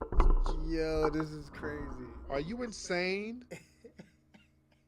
This fool said they first created geometry, which is a sub-Saharans never left sub-Saharan Africa. damn lie. You are a Nigerian. Sir, stop it. You're just my doing God. them white now. Tariq. Say You're delusional. it's the crack talking, sir. You ain't got that much crack in your pipe. You Yo, ain't that shout out high. to Ray Ray. Ray Ray's Tariq, getting- where are you from? You, Give me your lineage. Yo, Ray Ray's getting busy right now. Yo, yo, Ray Ray, I've been trying to tell him that. I've been trying to tell him. He don't want to listen. Yo, I'm being personally honest, Ray Ray. You know. Oh shit. He's schooling that. Yeah, he is. Yo, Tariq Nasheed. One thing I'm gonna say this.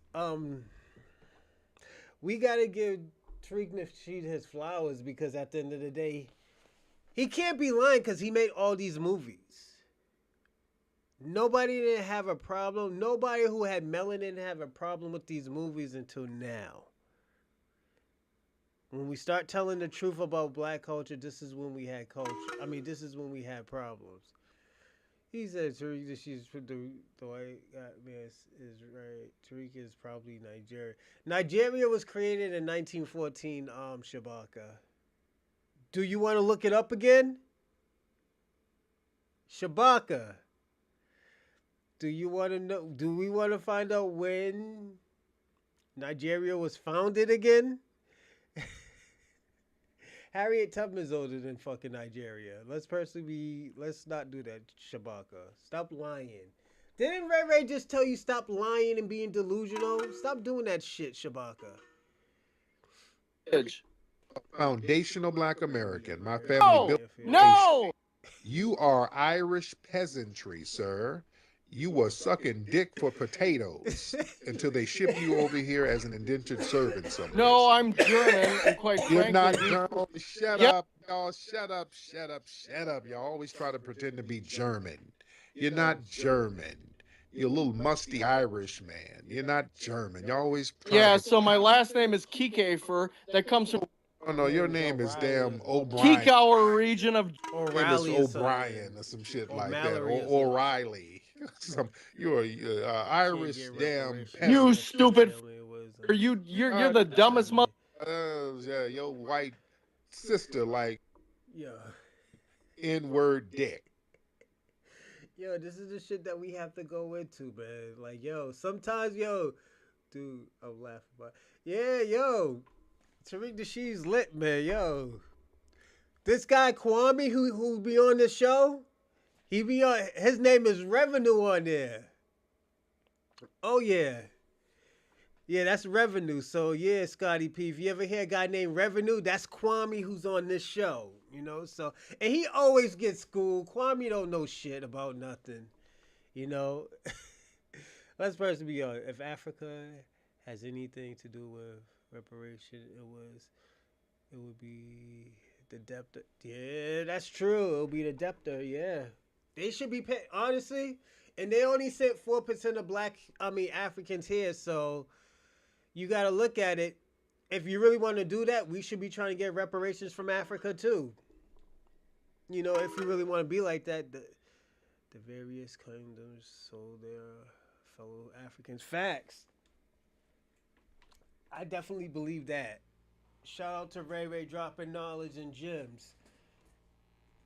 All right? That's why you're so mad. Your family's sucking and bobbing down on black soul poles. And that's why you're so upset, aren't you? Huh? Oh Oh Is shit. that what? Well, give me the mic, you stupid. Yeah. You're not running anything over here, sir. You're not at your meth dealer's house. You don't just come kicking in the door, barking, and trying Blacks. to get all the meth you can get. You're not at your meth dealer's house, sir. We have decorum here, I'm gonna take O'Reilly. No, you're. All right, calm down, O'Reilly. Be here, like... Little leprechaun. Hell Calm down, you yeah, little Irish you're right, ass. How about you German? Charlie. Stupid. Go f yourself, you stupid No, nigger. You're the dumbest mother. that's what your mama wants. Hey yo, Kwame, Shalom. You're not even a real Jamaican. You're from the tribe of Benjamin. Stop calling yourself a Jamaican. You're from the tribe of Benjamin. To do, but I don't want her little salty mayonnaise encrusted tits. I'm good. I don't want. No bullshit. That's why you. Oh, calm down, sir. You sound sassy. Calm your sassy mayonnaise. Shut the f up, you stupid. Okay, stop trying to sound tough, sir. 'Cause you sound like you probably got on some kitten heels. You probably a cross dresser. Shalom, All right. Kwame. Listen, You sound. I will. Listen.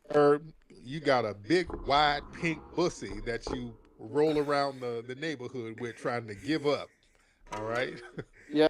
You're a big old sassy. Yeah, you stupid. A big old sassy punk. So stop trying to sound tough. Yo, Kwame, you know I'm telling the truth. Nigga, you're not a real African. You're not a Hamanite. You're from the tribe of Israel called Benjamin. You're from the 12 tribe of Israel called Benjamin. Yes, it's true. Like, why you trying to be African? You know you ain't African, Kwame. Come on, let's stop that shit. Oh, stupid. Okay, you keep your little racial epithets don't bother me, sir. You got 2 tattoos on your butt cheeks. You got 2 W's, and you bend over and the shit says "Wow." You big old sassy cracker. No, that's black people. All blacks are gay. That's the dumbest shit I. That is you, sir. All right. Oh. Yeah. All right. No, all blacks are gay. That's why you all rub up. No, sir. We can't be hyper masculine and gay. That's you, sir. A little old No, Oh, whites shit, don't called rub him a up against each Canaanite. other. Sir, yes, you do. You rub up on your relatives. So you have Yeah, the Canaanites, they used to worship animals and sacrifice their kids. So, yeah, those are the Canaanites.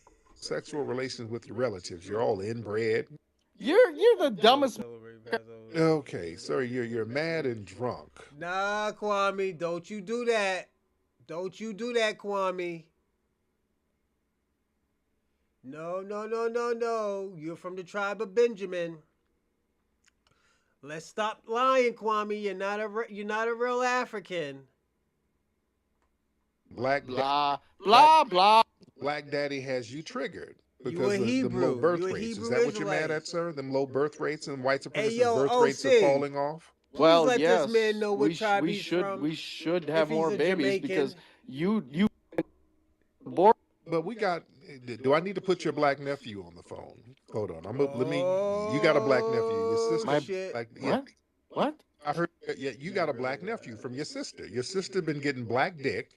Really? He has a baby, and you have a black nephew. His name is Dequarion. Yeah, that's the dumbest name I ever. Oh, you got Dequarion as your black nephew. He's mixed, and that's what you're upset with. You have a black. Yeah, Dequarion. What is that? What is that? Dequarion? Yes. Yeah, are you? You're really trying. You're really not. I have him here. Let me get him on the phone. Dequarion? Get Dequarion on the phone. It's almost as dumb as Tariq Nasheed. Hey, Uncle Cracker. What's the... It's almost as dumb as. Hold on a second. Yo, Ray. He's done. Yo, you got this man saying Mister.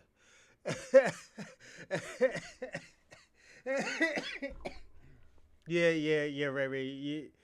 Yeah, you buried this nigga. I'm gonna be personally honest. Kwame, that's how y'all get Kwame, all right? You tell this man that he's not African. This is how you get most of these Pan-Africans saying like, yo, y'all niggas is not even real Africans. According to the chart, technically, yeah.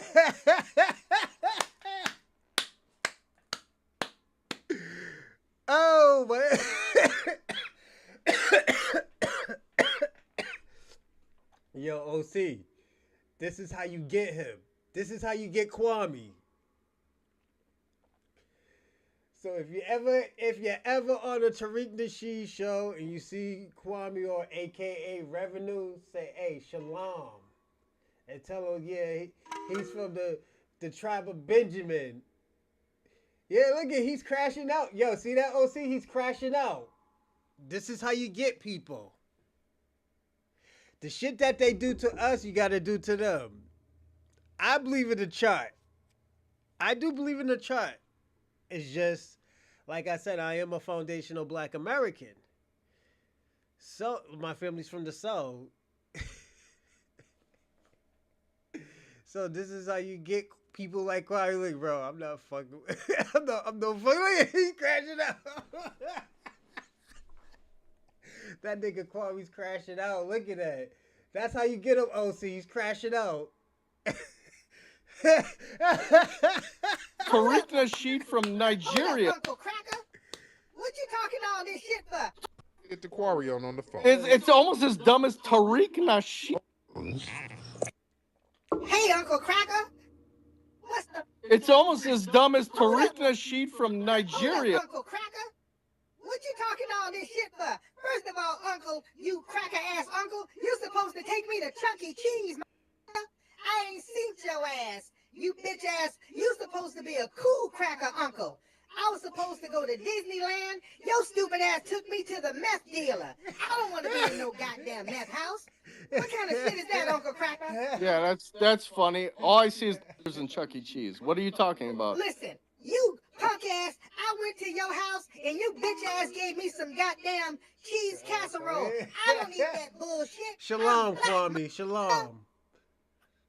Right. That's all you eat is like chitlins and bones and all that shit. Yeah, This and I'm nigga up here said, eating yeah. White man said, yo, he eating chitlins and bones. That's, yo, I have never heard that shit a day in my life. Chitlins and bones. Oh, shit. We gotta appreciate white supremacist racism.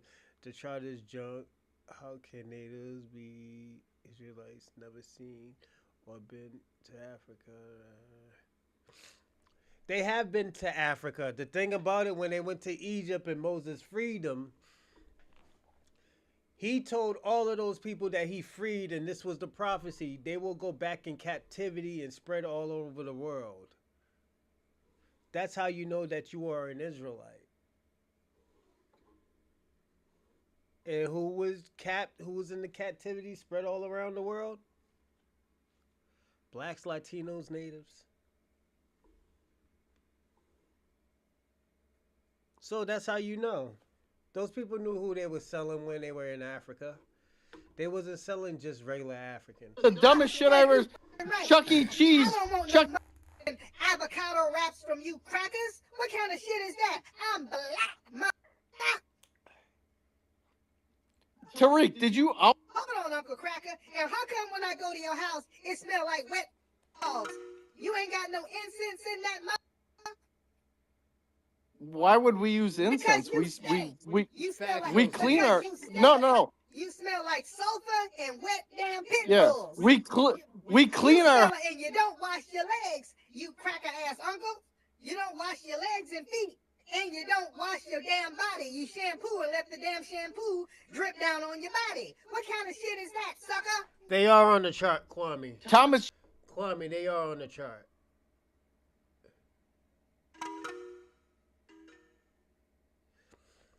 I will agree with you, Ray. And the reason why I say I'm going to agree with you, because at the end of the day, don't forget, Africa used to be bigger than it was now. The Middle East and certain parts of Europe used to be a part of Africa. Like Israel used to be a part of Africa. But it was called Judaism. I mean, it was called Jerusalem. You know, it was a part of Africa. Jefferson said you smell like. Hold up. What happened to your mic, Uncle Cracker? Hold up. I gotta go. White mommy is coming, and there's some more brothers she got with her. You smell like Hold on. piss. White mommy is coming, and they about to run a train on her. I gotta get up out of here. I gotta go ride my bike. All right, that was your nephew. That was your nephew, DeQuarion. All right. What? Anyway, What? okay. There you go. All right. Tariq. All right. Okay. You got family issues. I got to let you get back to your family issues. Tariq, just say you're an idiot. All right. Let me get some more people in here. Okay. All right. You yelling the N-word, that shit don't bother us, fool. You yelling the N-word, like that's gonna do something. You yelling the N-word on the phone. Give me a break. Let's get Josie. Let's get Josie in the building. Miss Josie. Josie in the building. Who are you? I'm good, Josie. How are you, ma'am? Good, thank you. I just want to address the claim that you made about, like, maybe before that came on the panel. My gosh, they're kind of embarrassing. Oh, yeah. Oh, yeah. Yeah. Yes. So what you want to talk about? Yeah, the claim that Charlie Kirk and Myron Gaines were pretty much picking and choosing the speakers and the clips that go out there. Just want to debunk that. Their events are all broadcasted live without interruption. Okay. All of them, because all the clips I've seen of Myron and the clips of Charlie, they're always chopped up. There's never a full broadcast from what I've seen. They've all been chopped up. No, there is a live broadcast, and they chop them because you know how shorts work in the algorithm, right? So you gotta chop it into clips, make it fit in there. Yeah, but I haven't seen no long form broadcast of these things. And also, again, when I went up in a room with Myron Gaines and Sneeko and a bunch of them, and I wiped the floor with their asses. And he hates saying that too. That was broadcasted live, so they. Myron Gaines hate that shit. Like, yo, the nigga blocked me. His people blocked me, and I had to make a new site just to jump on.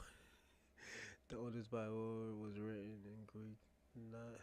I thought Latin. You sure not Latin, Kwame? Because don't forget, the Bible was written by Hebrew scholars. This is why you have a King James version, because his scholars, I think it was 13 scholars that wrote that. So, yeah. All the Bible.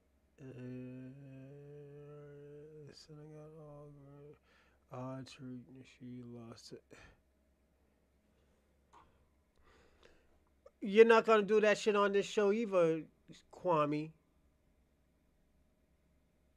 Like, come on. I know you're Hebrew and everything, but yo, you gotta respect the laws of the land, Kwame. So yeah, you gotta stop that. Well, you're probably a Gentile because you're about to marry your husband. So yeah. Their stuff, they when they can't control the narrative, it's a whole different vibe. Let me ask you this. You seem like a fan of those guys. Do you believe that horse shit that Charlie Kirk was saying about black people? I'm not even sure what he was saying about black people, to be honest. Nobody knows now. Everybody has it. Greeks were black before they were white? Kwame? I'm just saying. And technically, speaking Hebrew, I don't think people could speak Hebrew. People speak Yiddish. So, yeah, you can't really say that. Most of those people speak Yiddish. Or if I'm saying it right, Yiddish. They come to America trying to be the model minority and wag their finger. Facts, Ray. Yo, Ray's getting busy, man. Yo, the MVP today, bro. Shout out to you. You, Shabaka, you been getting owned, my nigga. You, Charlie, Lala, yo. Scotty P. No, Scotty P's rookie of the day because, yo, this is his first time on the show. Official C, yeah, he was getting busy, man. Oh, yeah. All y'all niggas is, yo, MVP today. Marrying another man is against the law of Yeah, Kwame, yeah. I told Kwame that, man. I was like, "Yo, Kwame, man, that's against your laws and your commandments, man." He's like, "Yo, I don't give a fuck." He's like, "Yo, he loves his husband." He said, "This is what Kwame said." That's why he's still in Atlanta right now. You know? Amnesia. I mean, he's not known for anything else, ma'am. So how would you not Well, know? he's He's not known known. for being a raging Zionist, but Yeah, but he's not known for anything And else you are except his American. anti-black views, and right? controlling the entire right wing of influence during the cash flow. Yeah, but yeah, all of that cash flow comes from the anti-black rhetoric that they go Well, no, around. that comes from Shout out to APAC, La which La. is La highly La's always debatable getting whether or not busy. they're white supremacists. Would you call Jews white supremacists? I don't know nothing about that. I know about Charlie Kirk and those guys. Facts. They make money Those are denigrating black people. They Edomites, go on as these they would be college called, campuses considered denigrating black Edomites. people. Everything goes back to what about black people and black crime and single mothers and all that shit. And they spew a bunch of lies about Facts. We black are folks. That's where American. they get their money and that's what they're known for. Hold on, Ray. Let me say this: we are the purest American. We are the purest American. Well, if that's what they're known for, you can blame their donors, but I think that might not be a good idea. Well, their donors, they were propped up by nonsense, dear. We don't do that. Now, Yeah, there you go. Yeah, this okay. is like, yeah, this is low key trolling that they try to do by playing dumb. No, if you would have just let me finish what I was saying, okay? No, because you're playing dumb, and we're not doing that, ma'am. You're trying to. This is low I key am not playing trolling. dumb. You're playing dumb. You're playing like like you don't know what I'm talking about. Can I please? Yeah, you're playing dumb, and we're not gonna do that, ma'am. You're a smart No, white you woman, won't let me finish because you know exactly what I'm about to say and you don't want to have that out. ma'am. You're deflecting, which is what Charlie Kirk did when somebody asked him about mass shootings. He started to Well, deflect, come and here, white supremacists. That might be a bit anti-Semitic, sir. Now what? Can what I are you finish what I talking? was saying? What are you talking about, ma'am? Please say now you're doing like the little Charlie Kirk thing. Okay, well, like what? You're gonna call me a white supremacist? Go ahead, have at it. Okay, you just called yourself that. I didn't call you a white supremacist. Do you feel you're a white supremacist, ma'am? Not really. Can I finish what I was saying, sir? But why did you call yourself? I didn't call you a white supremacist. Do you feel? Because that was a little Freudian slip. You must view yourself as a No, white. can I finish what I was saying about October 7th, sir? No, Okay. no, ma'am. So, Why? That was very interesting. You called yourself a white supremacist. I didn't say yeah, but I was that. trying to finish what I was saying about October 7th, sir. May I? No, because you're trolling at this point, ma'am. We don't do that. You're I'm trying not to. trolling. I'm really not trolling. You Yeah, can. you are. You're trolling to deflect. You've said several lies here, ma'am. So No, we I'm don't. bringing up an argument, and if you. No, you're not, ma'am. You're trolling and lying, and you can't I defend. am not lying. I'm here in good faith. Yeah, Can we? you're not, man, because you can't. This is a lesson for the listeners. Shabaka, are you playing victim right now? Shabaka, are you playing victim right now? Dude, this is the last They video. Come on, please not play victim. You haven't drunk, you high. Let's call the black folks. All right, we didn't lodge that gerbil up in you, brother. All right, don't call here projecting, sir. You in there doing weird shit to yourself. That's why people got to take responsibility. Everybody, shout out to y'all. And also like and subscribe and comment in the live chat or just in regular comments. And also, if you want to donate to the platform, I will put the links up in the live chat for y'all. So where y'all getting busy at, y'all can have it there. And if you want to click, send some dough, you can. But if you can't, don't worry about it because I know times is hard right now. And I will say this: if you do want to help, share, and subscribe. Take responsibility.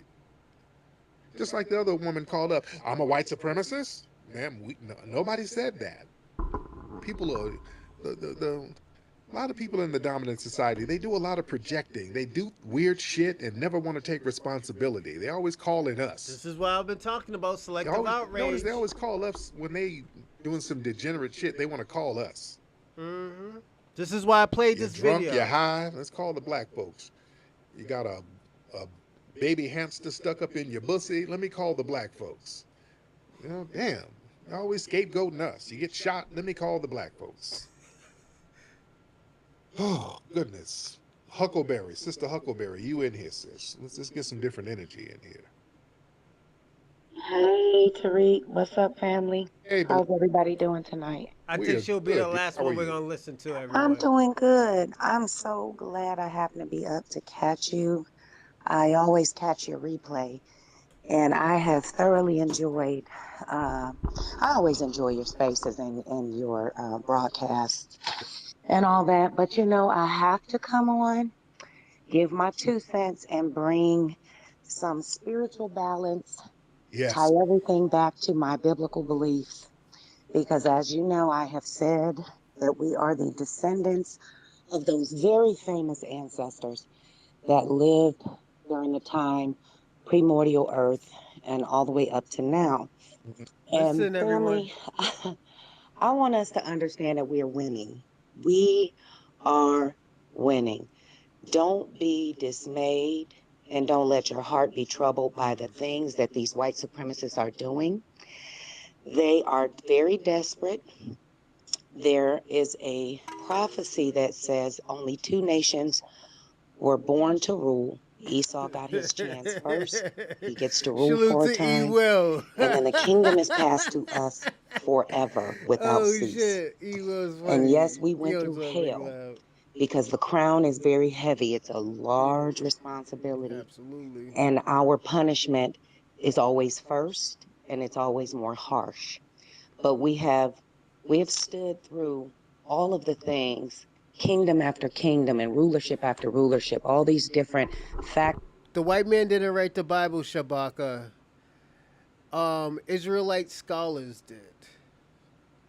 The Israelites were fair-skinned people, black people, the people that you call your people. They have written the Bible. So you can't. You got to stop calling things white man Bible because white people use the Bible to control black people. It's just, don't forget, we couldn't read it. Once we learned how to read, this is what happened. Let me tell y'all, we're going to end this stuff. We're going to end the videos. We're going to talk about this part right here. The reason why the Bible controlled us because we never read the whole Bible. We had other people teaching us the Bible. This is why when you even, I'm gonna throw the Hebrew Israelites in this. This is why the Hebrew Israelites told everybody like, yo, you gotta stop having these people teach us the Bible.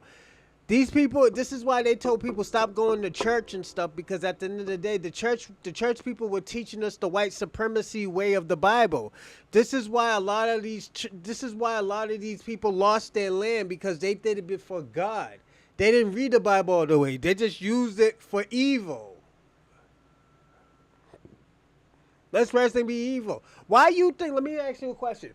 If we know the Israelites, the Jews, Jesus Christ was a fair-skinned man, why do we got a white Jesus in our house?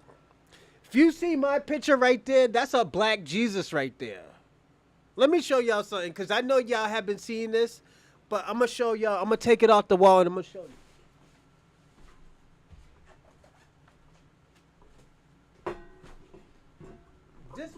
This what's been on my wall for like the illest minute, and I don't think people know this. This what has been up on my wall.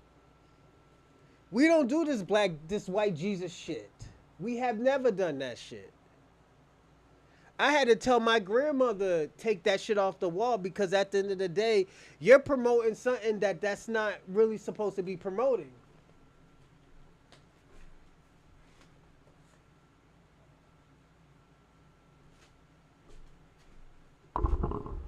And it's true. This is why I say, like, all the time, I was like, yo, y'all got to stop calling things white. And we are African. Wasn't no black call Nathaniel.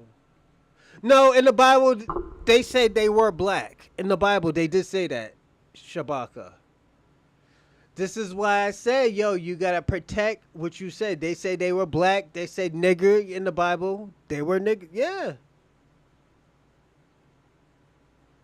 I'm just being personally honest, Shabaka. All this stuff you saying that wasn't in the Bible, it wasn't the Bible. It's just like, yo, the person who wins the war is his story. That's his story. You know? We got Africans, was it no black colonization? Yes, there was, Shabaka. And that's why I'm trying to say there was no such thing as European either. But white people call themselves European. White people call themselves white. Like, there's people, let me tell you something, all right? When Edom came out of was it Rebecca, I believe? He was red. They said Edom was red. And he was the start of a new race. God already predicted that. They say he will be vicious and all this other stuff because what was it? They trying to drag us back to the yes. Yes. Because at the end of the day, you gotta understand, Ray, all the magnificent, all the achievements that we have done in America, they want that. Let me tell you something. That's the shit that Africa want. But Africa has to understand they're $3 billion. They're 3 billion people deep. They need to call their people who are in that country that fled to Europe, that fled to Australia, that fled to fucking Asia. They gotta call their people back.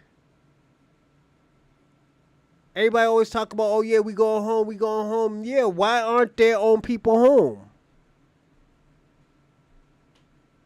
So we gotta stop that shit. We can't keep helping people. Let's see, all those titles of people came later. Everyone in the land are part of the tribe and claim in. I'm not about to stop eating steak and taking showers every day. Nah, I don't think that's what they tell you to do. I will say this: back in the days, Africans were way more cleaner than they are now. I will tell you that, and this is one thing I would not go to Africa for because they're not clean anymore. Don't forget, Africans taught the white people how to clean themselves, and when they got to America, they were sleeping with the animals, and we had to tell them not to sleep with the animals. So here in Europe, we had to tell them, like, yo, you got to wash up every day. Like, if you look at the history of Queen Elizabeth, she was probably one of the most dirtiest bitches ever. She was an old, dirty, old, raggedy bitch. So, yeah, it's, like I said, that's their history. We can't change it because that's what they did. There's a reason why, it's the reason why we have the history that they have. There's a reason why, we can play fair and be good, and they can't play fair. They always have to manipulate. They always got to say, okay, damn, you know what? I can't be on top because it was an African speaks French. Make that make sense. Yeah, they took the language of their colonizers. That's why they speak 4 or 5 different languages, I dated a Congolese girl. She spoke like 6 different languages and shit. English, fucking Dutch, French, fucking her native language. It was crazy. Like, damn, y'all was fucking oppressed that much?